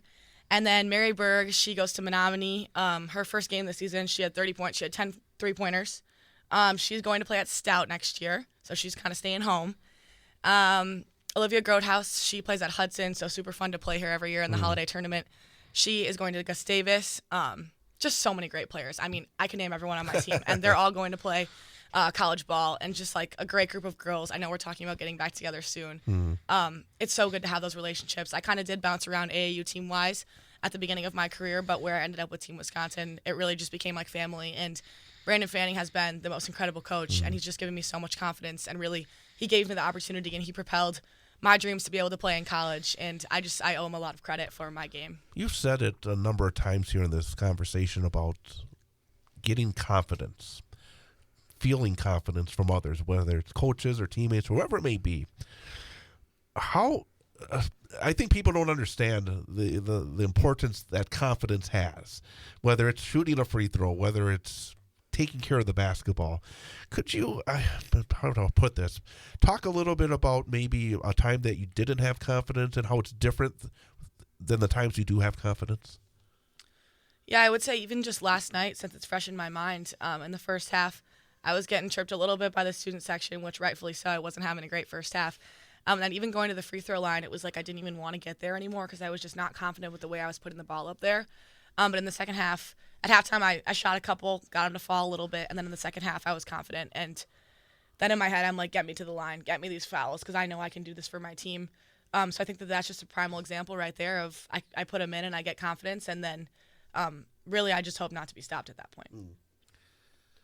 And I was going to ask, for your game, going to the next step from, because you judged yourself early on from AAU to high school to college. And obviously there's adjustments that have to be made. You have to self-analyze your game. You have to be willing to work. Sometimes you might have to ask for some help. Sometimes you might have to just know that this is what I got to do. What do you think is the next part of your game or something? What do you want to refine for when you get to college? Because every level, is bigger, faster, stronger as you jump from one program to the next. What do you want to add to your game, or what do you have to do to be successful at the next level? I would say finishing the ball to the basket. And I think that that's something that not a lot of people pick out as a weakness in my game, just because a lot of times I am getting fouled down there. But like I said, when I get to the Division II level in college, they're going to let us play more, and I'm going to be getting hammered by girls that may be 5 years older than me. And I think that I really just need to have like a no one cares, work harder type of mindset. Like I mentioned to Chad at the beginning of this season, actually, when I signed my letter of intent, was that I was going to work on my shooting from the arc and my three-point touch. And that's something that I'll continue to work on and getting reps and things like that. But I think just like getting bodied underneath the hoop and being able to finish. There were a couple times last night where there were things that I should have gotten to go that I just couldn't get to go. And that's things that I know that I have to be able to execute in college. So I think that that's my biggest thing. Counter moves underneath the basket. There's going to be, like I said, girls that are actually my height and not 5'10" guarding me. Kind of trying to master that fadeaway. Right now I'm trying to work on going into contact so that I can get to that foul line. But using the fadeaway and things like that, I've been working with Maddie Shires. She's actually our newest addition to our coaching staff, and she's just been telling me she's had a bunch of college experience. She started at Youngstown and then ended up at Bemidji. But she's just such a great resource for me, telling me things about how college play is. I mean, she's a point guard. She's the all-time leading scorer at Wausau West, so just such a great resource for me to have, and such a great person for me to tell me. Obviously, she doesn't have that forward experience, but just telling me how her teammates have kind of worked down there underneath the basket at the college level, at the Division I and Division II level. So that's been awesome for me. Again, we're talking to Kelly Cray of Wausau West, our student-athlete guest this week here on Bull Falls Radio. Let's talk about the university. We've kind of gone around it. Grand Valley State, you said it, Division II. And I know we talked about this previously. What was it, again, that really grabbed you, that said, hey, this is the place for me? Because that's always one of the interesting aspects when we talk to our student athletes who get the opportunity at the next level, because this is a big decision. I mean, at this point of your life, to make that decision to where to go to school and where to compete on the basketball court, what was it that said, doggone it, this is the place I want to be? Yeah, I think two big things. I think number one is the relationships that I know I can build there. Number two is the success of their program. So going back to the first thing, I just think that I have so many undeniable connections with their coaching staff already. Head coach Mike Williams is actually from Antigo, Wisconsin. He knows my former head coach, Tom Weinkoff, so that's just a really cool connection. And then also the girls, like when I went there, I just immediately felt like I was at home. And like I mentioned to you before, it sounds cliche to say, but like when you're on a campus and you get that offer and you're just there, I mean, you feel it. You can really feel and see yourself being there. I went to Grand Valley not knowing what it was, and I came home on the car ride telling my parents that it was my dream school. I wanted to go. So like I said, it was kind of just a flip of a switch feeling, and I couldn't be more excited. The coaching staff has a ton of confidence in me. I'm super excited to play with the girls that are in my recruiting class. We've all become pretty good friends already, and I can't wait to be with them. This summer, we're actually doing an abroad trip to Italy. So I'll get to campus June 10th, which is something that's not super normal for a Division II team. They don't really require you to come early in the summer. But I'll have a couple weeks of practice there, and then we get to go play 3 games in Italy, which is something that if I redshirt or not my freshman year, I'll be able to play in those games, which is just a great opportunity for me. And that was definitely a little bit of a pull in the recruitment process. I mean, them getting to tell me that my incoming freshman summer we get to go abroad is super awesome. So all those things combined, it's just undeniable that being a Laker is something that I definitely am excited to pursue. Do you want to take advantage of those 3 games to say, hey, don't redshirt me? Or do you look, I mean, really, it's like, sometimes it's like the coach will say, well, this is the best thing to do. But then you think, man, that's a whole year. Right. And I remember back when I was young, it felt like the whole year was a long time. How do you look at it? Do you feel like, hey, I would love to be part of it as a true freshman? Or do you look at it as, hey, I can use this time to build my game, build your body? Because obviously something I've talked about with others who have gone to play college basketball is people don't realize how much weight work you have to do. Right. I mean, it really is an incredible amount. How do you look at that first year? Yeah, I think that at the end of the day, it's all just what the program needs. So I'm not totally sure what the freshmen are doing there this year. I know one of the forwards, she's getting some good playing time as a true freshman. I think that it's just what I said it's going to be like positionally what the team is going to need. What the coaches have said to me from the start is that at the end of the day, it's the athlete's choice. So it'll be my choice if I want a redshirt or not. But something that Coach Sayers, who's the assistant head coach there, has said to me from the start, from the first call, when he called me up from Grand Rapids and I didn't even know that it was in Michigan, he said to me, when you come to a number 1 nationally ranked team in the country, you can't expect to get super significant minutes your freshman and sophomore year. I mean, you got to work for it. And the things that I've seen just watching a practice there, it's so competitive. And those girls love each other at the end of the day, but it's competitive and there's a fire in practice. And I think whether I redshirt or not, it's just going to be so great for me to grow my freshman year. I'm not thinking that I'm going to get a ton of significant minutes, which isn't something that I planned on needing to have my freshman year. I want to be a part of a winning program, and I want to win a national championship. So I'm willing to do what it takes to get there. Does anything come into play? Because going to that red shirt question, if you got a major you want to get, yep, and it might take a little longer to get the major, then you be like, I got a little bit of leeway. Yeah. Just generally, you don't have to answer that part, but do you have an idea of what direction you want to go already, and what you want to come out with upon graduation? Yeah, so Grand Valley has a super awesome business school. They actually have a program that you can get your MBA in 5 years, so that's kind of my plan as of now. I don't know exactly what focus I'm going to do as far as if it's marketing or entrepreneurship or something like that. I know that business is something that I definitely want to pursue. And with that 5-year program, people have said, well, you should just definitely redshirt your freshman year then and then get to play those next 5 years. But the coaches have talked to me, and they've said that if I do play my freshman year, they'll find a way for me to be able to stay that 5th year. And whether that's a grad assistant or not, maybe just even getting a little bit of coaching experience as a grad assistant, I think would be super cool. I think that I've mentioned that to you before, Chad, but that's just something that I might be interested in dabbling in the future a little bit. I've run a lot of the stuff for our youth girls at West, and my mom has kind of been the one that's put this impression on me, but I just love sharing my love for the game with others, especially those younger girls. That's been something that's impacted me a ton at West, and I would love to kind of continue to get to do those things at Grand Valley, even in my upperclassmen years. Obviously, it sounds like you love every moment of being around basketball, but when you do step away from basketball, when there are those moments where you're able to maybe decompress a little bit, what do you like to do? Honestly, during the school year schoolwork. I'm in a lot of AP classes, some college classes, just trying to get some credits for college next year and trying to set myself up well. So schoolwork and then hang out with my friends. I've been so blessed with just our class is really close. We have a great core friend group, and I think that not a lot of classes in high school can say that. And so we've kind of stuck with the same 10 people, and we're all athletes, and we all support each other a ton. We're all good students, and it's just fun to be kind of in the same environment growing up with people that have similar goals and motivations to you. So we're trying to hang out whenever we can. I'm kind of the planner of the group, so it's a lot of times put on me to plan things and things like that, but I love doing that for my friends. And, yeah, I think just trying to spend as much time with them as I can. I know that, not that we're dreading, I mean, everyone's super excited to go to college. Not a lot of my friends have made their college decisions yet, but we're all just cherishing this time that we have left together. And that's what I was going to lead into. The sad note, graduation is not going to stop. It's coming. So right. What are you going to miss most about the time that you've played high school athletics? I would say, oh gosh, I don't know. There's so much that I'll miss. I would say just like the pride surrounding, you go to college and you're there for 4 years, but when you grow up cheering for Wausau West, I mean, we have a magnet hanging on our fridge right now. That's a picture that I drew in 3rd grade, and it's like, what's your biggest dream in 10 years? And it was me playing basketball in a Wausau West number 4 jersey. And did you get number 4? I did get number 4. Yeah, it is a size small actually, and I might be the biggest girl on the team, but that's a sacrifice you got to make. But the impression that was put on me by the older girls and by the high school players, starting when I was in 1st grade and going to those camps, all I've ever wanted to be is a Wausau West high school girls basketball player. And then just being able to live out that dream now, and now being in my senior year, it feels surreal. And I was actually talking to Galligan today after our lift, and she was telling me, just kind of looking at the rest of the season from a glance, and she said, well, isn't Lakeland in 2 weeks? I don't know if it's 2 or 3. And I'm like, there's no way. And she's like, yep, it is. I'm like, that's our senior night. It's just crazy how fast things are going. But yeah, I don't know. It's just great, and the pride is just amazing. And like I said, having those friends that you've had since elementary school coming to your games and things like that, it's just, the support is undeniable and something that I'm so grateful for. You are a multi-sport athlete as well. What other sports are you involved in? Just volleyball. Yep.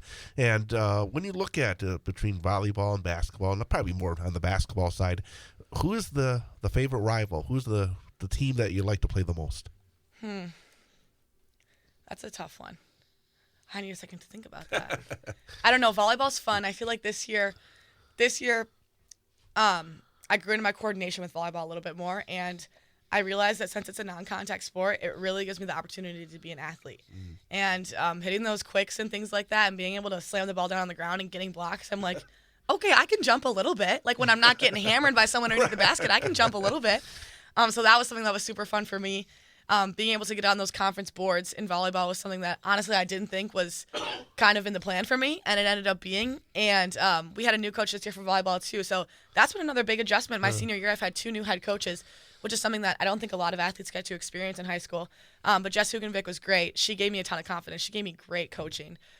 She made me love the sport, and I think that honestly, if I would have had not only coaching like that, but just an environment like that where I was able to go out there and be an athlete and just use my height to do what I'm good at.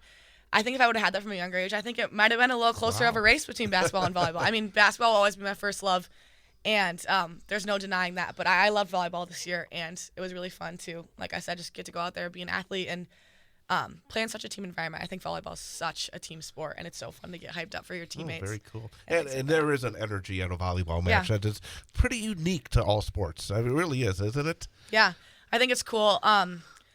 It's something that, it's undeniable that guy sports are faster than girl sports. I mean, men are biologically different than women and things like that. But volleyball is just a faster paced game, and I think that that's why we have a lot more fans at our volleyball games than we do at our girls basketball games, just because there's no guys volleyball to compare it to, and volleyball's a fun game to watch. You know what I mean? And the team, I think, made some leaps and bounds this year compared to last season, so that was really cool. I think for our students to see that, I think it was actually on the first day of school this year, we played Newman. We ended up losing that game in 4. Newman's they're a good volleyball team. They got a lot of good club players. But we played great that game, and that was really it was awesome to show our students and our fans the leaps and bounds that our program can make with a new head coach and with just kind of a difference in culture. And then also just Newman's a great gym to play in. I mean, it gets packed and it gets loud in there, and it's fun. So yeah, like you said, just that environment is super awesome. And it's a whole nother level of getting hyped for your teammates for sure. Like that's part of the game. And that's something that sometimes my super good friend and basketball and volleyball teammate Brooke Schaefer and I, we talk about it a lot. How like sometimes it feels kind of like, oh yay, good, whatever. And that's kind of what we like about basketball is you can kind of lock in and get your work done, and you don't have to cheer all the time. But it's just undeniable how it brings girls together in volleyball to really get hyped up. And I love to see my teammates succeed. Even last night, you probably saw me when I kicked it out and my guards were able to hit threes. That's my favorite part of the game of basketball. I love doing that. Like, I love not only getting that assist, which is great, but just being able to see my teammates succeed. And I don't know how you can hit a three and not let your face light up. I mean, every time I hit when mine lights up, I'm like, I got to play it cool. But it's like, it's just so fun. And I love being able to do that for my teammates. Any other questions, Jeff, before we get to our last question? Go to the last one. Go ahead. We always ask our student-athlete guests, especially the seniors, about, in terms of what you've learned over the years, and if you have either a freshman teammate who's just joining varsity or a sophomore teammate who's just starting their varsity journey, taking your experience, what piece of advice would you give a younger teammate as a piece of advice to be able to fulfill everything that they can out of their high school sports experience? I would say set and define your goals. I think that in 5th grade, I watched a Stanford women's basketball game on TV, and from then and there out, I decided that I was going to be a college basketball player. And that's not a spark that kind of hits everybody. I think that a lot of girls kind of figure out that they want to get into college sports, maybe mid-high school career, but I think that defining your goals early and being able to do that work early is super important, and then obviously always putting relationships first. The time that you have in high school is, like I mentioned earlier, so special, and it's time that you can't get back. So yeah, we have some really great freshmen. I'm really excited for their careers, so that's something that I guess just advice that I would love if they would take. Fantastic. I'm good. Best of luck. Well, we got good answers. We got absolutely good luck against Marshfield, and it's congratulations on what you guys have accomplished in the 2-game win streak so far to keep building on. So best of luck. Kelly Cray, Wausau West High School senior, our student-athlete guest here this week. We're going to take a quick break and then come back, look ahead at the action coming up at the end of this week and early next week. With Jeff Grass, I'm Chad Holmes, Big High School Sports Show, Bull Falls Radio, 98.9 and 1230. To the next level with Graphic Packaging International. Work with a team to make Hot Pocket sleeves and the food trays you find at our local fair. Join the GPI team and experience the benefits of one of the highest paying manufacturers in the area, starting at almost $22.55 per hour. Enjoy job security, a clean facility, and an excellent benefits package, including a week of vacation after 4 months and 2 weeks after a year. Apply today at graphicpkg.com and elevate your career with Graphic Packaging.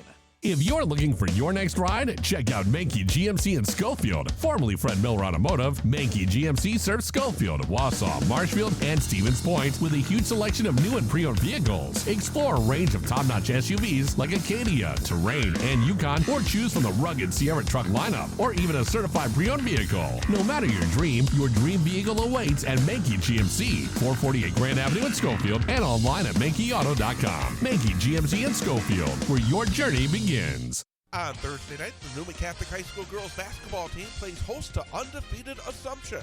You can hear all the exciting action live on Bull Falls Radio, 98.9 and 1230, online at bullfallsradio.com, mobile devices, and Alexa by searching WXCO, and on the Civic Media app, starting with the pregame show at 5:50 and the opening tip at 6 p.m. Newman Catholic High School basketball on Bull Falls Radio is brought to you by Red Robin Restaurant, Sun Printing, the Clover Bell Credit Union, Graphic Packaging International, Shine Chiropractic, Menke Auto, Picks and Pieces, and the Newman Catholic Athletic Booster Club. It's Newman Catholic taking on Assumption in high school girls basketball. Thursday night, starting with the pregame show at 5:50 and the opening tip at 6 p.m. On your home for Newman Sports, Bull Falls Radio, 98.9 and 1230, bullfallsradio.com. Mobile devices and Alexa by searching WXCO and on the Civic Media app. What's your idea of winter fun? If it's hitting the trails after a fresh snowfall and you're thinking new snowmobile, it's time to call CCU. That's Clover Belt Credit Union, the leader in financing fun. If you're thinking new four-wheel drive vehicle to get you to the downhill slopes or the cross-country trails, it's time to call CCU. That's Clover Belt Credit Union, the leader in financing fun. Quick, easy loan applications, friendly lenders, and great rates make CCU the lending leader in financing fun. If your idea of winter fun isn't in the snow, maybe hitting the highway in a new motorhome is the way to go. Just give CCU a call. Financing for motorhomes and winter getaways. When you think fun, think Clover Belt Credit Union. What are you waiting for? Life's too short and winter's too long. Call CCU for your great rate financing. Dial 715-842-5693 or apply online or from your smartphone. That's Clover Belt Credit Union. Local lenders lending local money, keeping our community strong.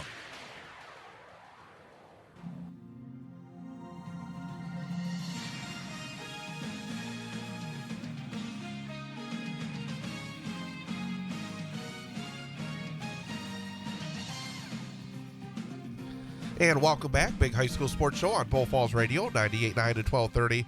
BullFallsRadio.com, mobile devices, and Alexa by searching WXCO and on the Civic Media app. Again, fantastic guests again this week. Always wonderful when we are able to have them both here in studio. But both Dan Garrett and Kelly Craig, great to be able to hear from them. And again, they do such a good job explaining things. I hope folks get something out of it like we do. Because, as you said, and I agree 100%, it is much better than when I'm talking. Yeah, almost here. as good as you, no. but great interview guest again. Yeah, and I like to sit here and think if I were to close my eyes or I'm home listening on the radio, I get a picture painted of what they see from their perspective as a player, as we do every week.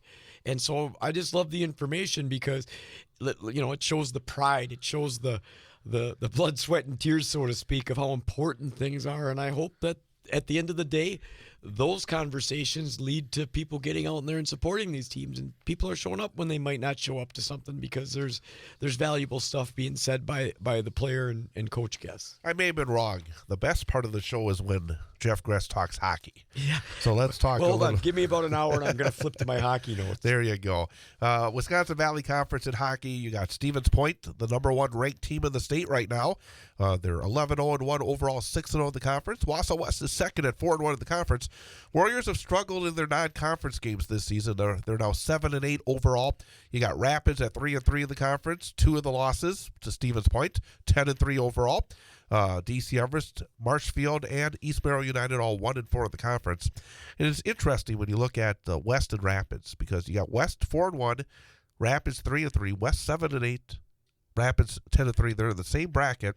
West has beat Rapids. They have one more meeting coming up, but again, it's one of those interesting scenarios that shows how important head-to-head is. Because I think even with a much worse record, Wausau West at this point, if they're able to definitely, if they hold serve against Rapids the second time around, will still get their schedule. Their non-conference schedule obviously goes a long way, but it's one of those interesting things you always look at when those brackets come out. Well, and if you don't dive in deep enough, you think somebody's better on paper because of the win-loss margin, because everybody judges that win category so severely.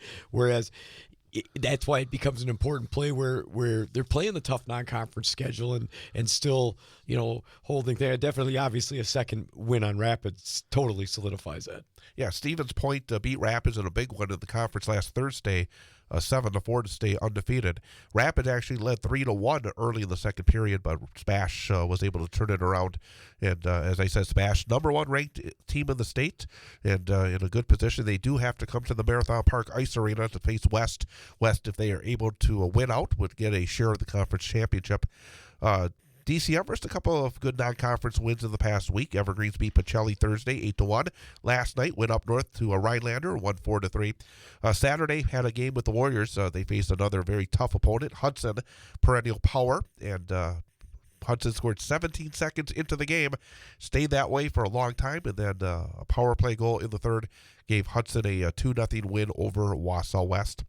As you look ahead this week, you got Stevens Point facing Marshfield tomorrow night. Would expect the Panthers to continue to pace the conference. Wausau West has an interesting pair of non-conference games. Friday night, it's the opener of the Wausau West Hockey Invitational. If you're a big hockey fan like Jeff is, great hockey going on Friday and Saturday. Starts at 6 o'clock at Marathon Park with Notre Dame Academy, defending state champs, taking on always tough Clare Memorial. Then Middleton and Wausau West. Middleton and West played just 2 weeks ago over in Green Bay. And then on Saturday at 1 and 3, somewhere around there, you have the consolation and the championship round as well. So, again, it's the winter sports season is such a long grind, isn't it? I mean, it really is. I mean, we're hearing about these teams facing each other for a second time, even in non-conference. And at this point of the season, we're getting close to the midway point of January. You're still working, and I know we're talking to Coach Bradford West. I mean, he sees things that he likes. He sees those things that need to be fixed in order for them to start to beat these really good opponents in the non-conference. But we're getting to the point where you want to see it happen, right, at this point of the season, where some of the times maybe in December, okay, we got time to implement. But you get to this point, you want to really start to see it come together, don't you? Well, yeah, you want to see your successes and your failures. You want to know that what you're implementing and you want to use and you want consistency out of is working, as much as if there's something you got to scratch or you got to back off on because it's not coming together exactly as you see. I mean, getting back to that grind comment, I mean, these seasons are long. There's the still winter teams, is the long we've one. seen, like, we've played a lot, and there's still teams, I mean not necessarily hockey, but on the basketball end, that haven't hit the midway point of their season Right. yet. Go ahead. Sorry. Okay, absolutely. Central Wisconsin Storm, a couple of good wins last week. In a game that I had last Thursday night, defeated Fox Cities 4-2. And then on Saturday, went to Fond du Lac and faced a good Warbirds co-op and won 4-2. So the Storm now 12-3 on the season and ranked number 2 in the state. They have games Friday and Saturday at Green Heck against Cooley region on Friday, and the Bay Area Ice Bears, another top 4 ranked team, on Saturday. The Storm played at Bay Area a couple of weeks ago and won in overtime 2-1. So for the Central Wisconsin Storm, again, looking forward to seeing them a couple of times in the next couple of weeks as well. So I liked what I saw against Fox Cities in terms of both the offense and the defense and goaltending. So again, you talk about tough brackets. You think about the Storm. Well, they're number 2 in the state. Pretty good chance of getting to the state. The number 1 team in the state is Superior. They're in the same bracket. And they also have Hayward, who defeated the Storm last year in the playoffs. And they're been either at or hanging around the rankings as well. Sometimes you get lucky. Sometimes you get unlucky with these brackets, don't you? Yeah, they can load up the brackets and depending on whether it's geographically, whether it's just where team needs to be, whether it's not enough teams sometimes, like with girls hockey, it can minimize the easier pathway and make it much more difficult. So, the nice part about it is probably the team that gets there through that bracket's going to be raring to go. I mean, they're going to be a formidable foe, but you got to get there is going to be the difficult part. Exactly. We're going to take a 2-minute break and then come back and look ahead in terms of girls and boys basketball at the upcoming games. What games are vital in terms of the burgeoning conference races. So we'll also, if we have time, dig into Jeff Gress's mailbag here and talk about any of the issues that he is always burning to talk about as well. So there's always issues. Got one more segment to go here on this Wednesday evening. Big High School Sports Show, Bull Falls Radio, 98.9 and 1230. On Friday night, the Wausau West High School boys basketball team takes on Marshfield in a Wisconsin Valley Conference showdown. Hear all the exciting action live on Bull Falls Radio, 98.9 and 1230. Online at bullfallsradio.com. Mobile devices and Alexa by searching WXCO. And on the Civic Media app, starting with the pregame show at 7 and the opening tip at 7:15. Wausau West basketball is brought to you by Red Robin Restaurant, Sun Printing, the Cloverbelt Credit Union, Graphic Packaging International, the Wausau West Athletic Department, Shine Chiropractic, Menke Auto, and Picks and Pieces. It's Wausau West taking on Marshfield in high school boys basketball. Friday night, starting with pregame show at 7, opening tip at 7:15. On Bull Falls Radio, 98.9 and 1230. Online at bullfallsradio.com.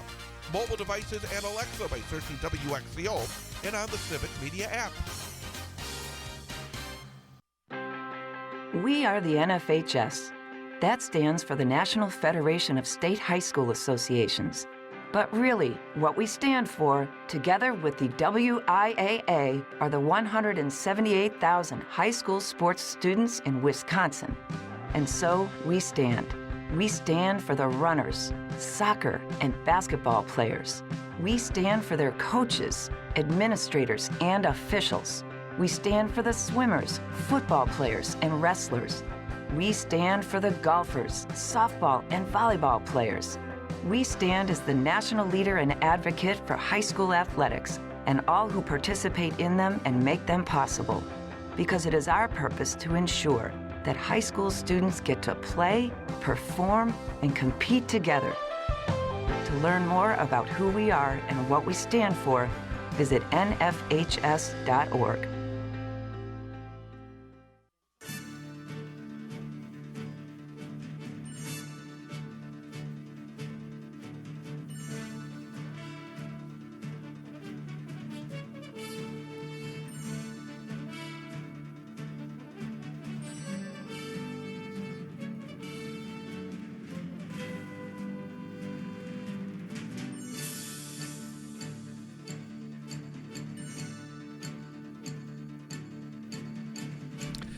And welcome back.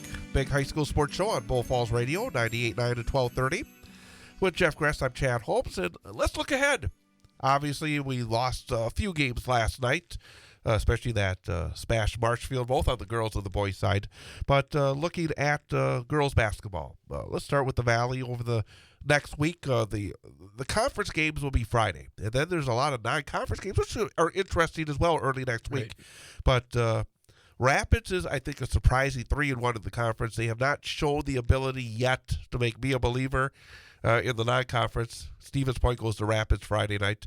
Merrill and Everest, Merrill, I think, is in a good position. And West and Marshfield, Warriors are trying to build the momentum, but against a good Marshfield team. But as you look at both the conference games Friday, maybe some of the interesting non-conference games coming up, anything jump out? Yeah, I like the I like the test for West against Marshfield. You know, they've already played there. There's rivalry games over the past couple seasons between those teams. I think that's a good test. You know, or it's good for West because obviously record-wise you're coming as the underdog, but you're building some momentum off those last 2 wins, and you know, I think that can add to the game flair a little bit. I think with Rapids hosting Spash. That'll kind of tell you where Rapids is at after that game. Are they able to hang with some of these teams up there? Is that 3-1 mark legit? Are people who they think they are? And for Spash to continue to roll with in the win column is the consistency that coach wants to see. You know, Merrill, after taking that last loss to Spash, I'm sure wants to get back and on the winning track and extend some wins on that side of the. They're busy, Merrill, because they got Everest Friday, then they have Adams Friendship in a non-conference game Saturday, and Medford on Monday. And that Medford game is always significant because they're both in the same Division II bracket.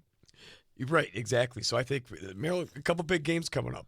I don't know, you know, like, you know, it's funny looking at the girls' schedule sometimes how they mimic the boys. Unless there's a cancellation and their East girls is off till January 19th, and after this Friday, you know, Coach Garrett was talking about that they had a little time off till their next win. One other game I think is interesting is Marshfield at Lakeland. That was the one I was going to say. Yeah. Make sure. Obviously, for the Great Northern loves to beat the Valley when they can, and these are two of the best. You know, best in the Valley, best in the Great Northern, and for Marshfield, they've had some issues in their non-conference games.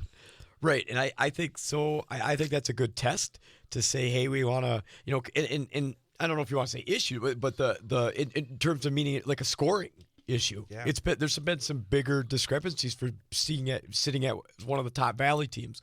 So I think it'll be a good test for Marshfield to say, you know, we might get beat at the end of the day because Lakeland is very good, but can we keep that score tight? So we're validating ourselves in these non-conference games, and they don't hang around and ding us in some playoff seeding we need. Great Northern, most of these are going to be okay, but boy, you don't want to lose the game before you go to Lakeland.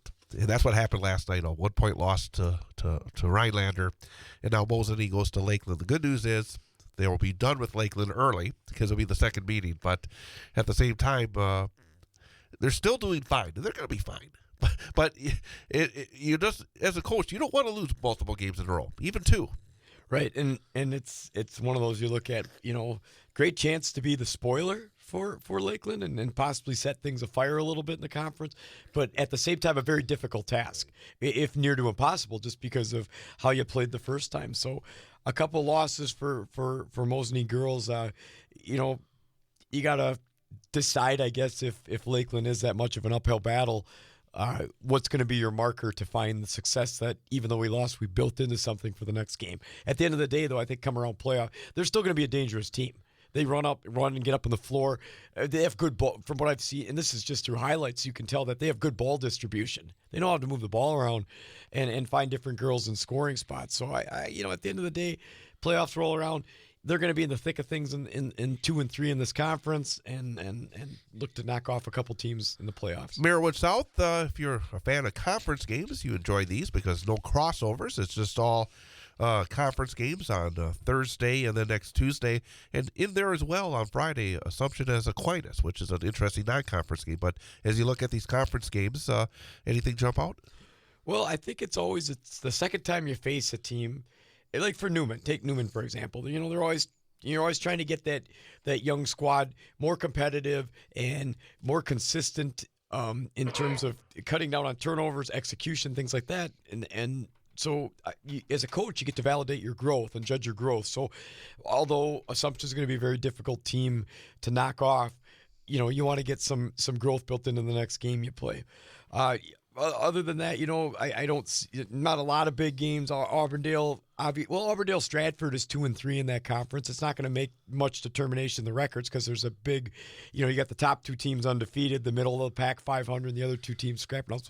But Stratford's looking to help out Assumption, so to speak, in terms of how the win they want to get there. I'm kind of curious about Marathon in their games against Edgar and Stratford. They lost fairly a tight one to Edgar the first time, and I saw the first game between Marathon and Stratford. I think Marathon started to play a little bit better. They've had a couple of wins in the last week or so, and I think that maybe they're going to be able to take a step. I really think that those 2 games, there's a possibility that Marathon could take that next step. Yeah, definitely. I mean, you again, looking at the team, how you played them the first time, you want to see and build that growth. A couple wins build confidence. A couple wins build players buying into things that they're trying to execute. Obviously, with Coach Snyder's been around, he's seen all these situations. I think, again, purely looking at stats, that scoring consistency you want. Where's it coming? They're hitting in the 40s now these last couple games when they've had those wins, and they're holding teams to under 30 or in the 30s, and that definitely helps out. But I think when you look at the girls' averages, I'm wondering if they're questioning maybe where that next point production is going to come from when they get in some tricky situations where they're not hitting a bucket or the offense isn't flowing as it was, and you want to always have that go-to player that can nail that shot or get you that life you need on offense. Let's turn to the boys. Wisconsin Valley Conference, you got some conference activity on Friday, then a lot of non-conference games early next week. What jumps out? I guess looking, for spoiler alerts, let's just check. Okay, I'm just trying to find a game here. Sorry, scanning through my notes. I'd like to see how West bounces back against Marshfield.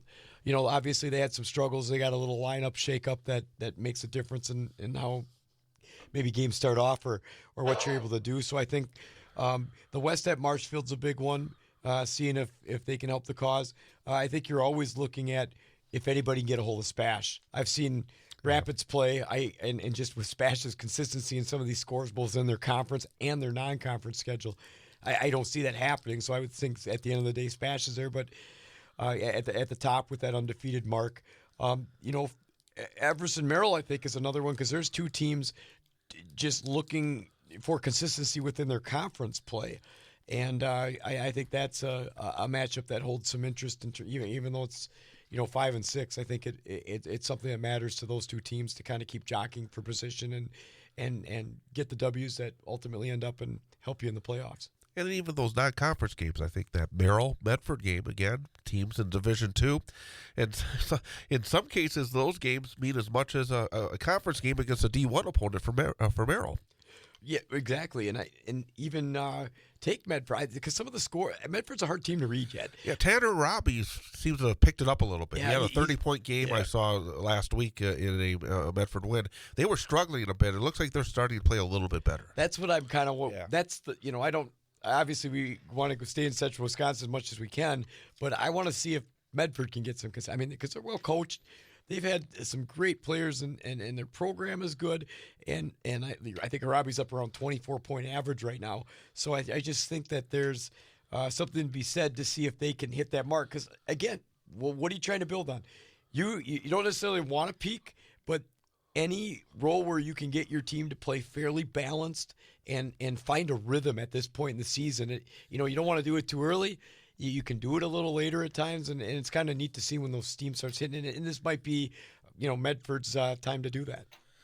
Generally, Great Northern, as we talk about Medford as part of the GNC, you got battle of Lakeland and Mosinee. I think Mosinee right now playing the best basketball by far in that conference.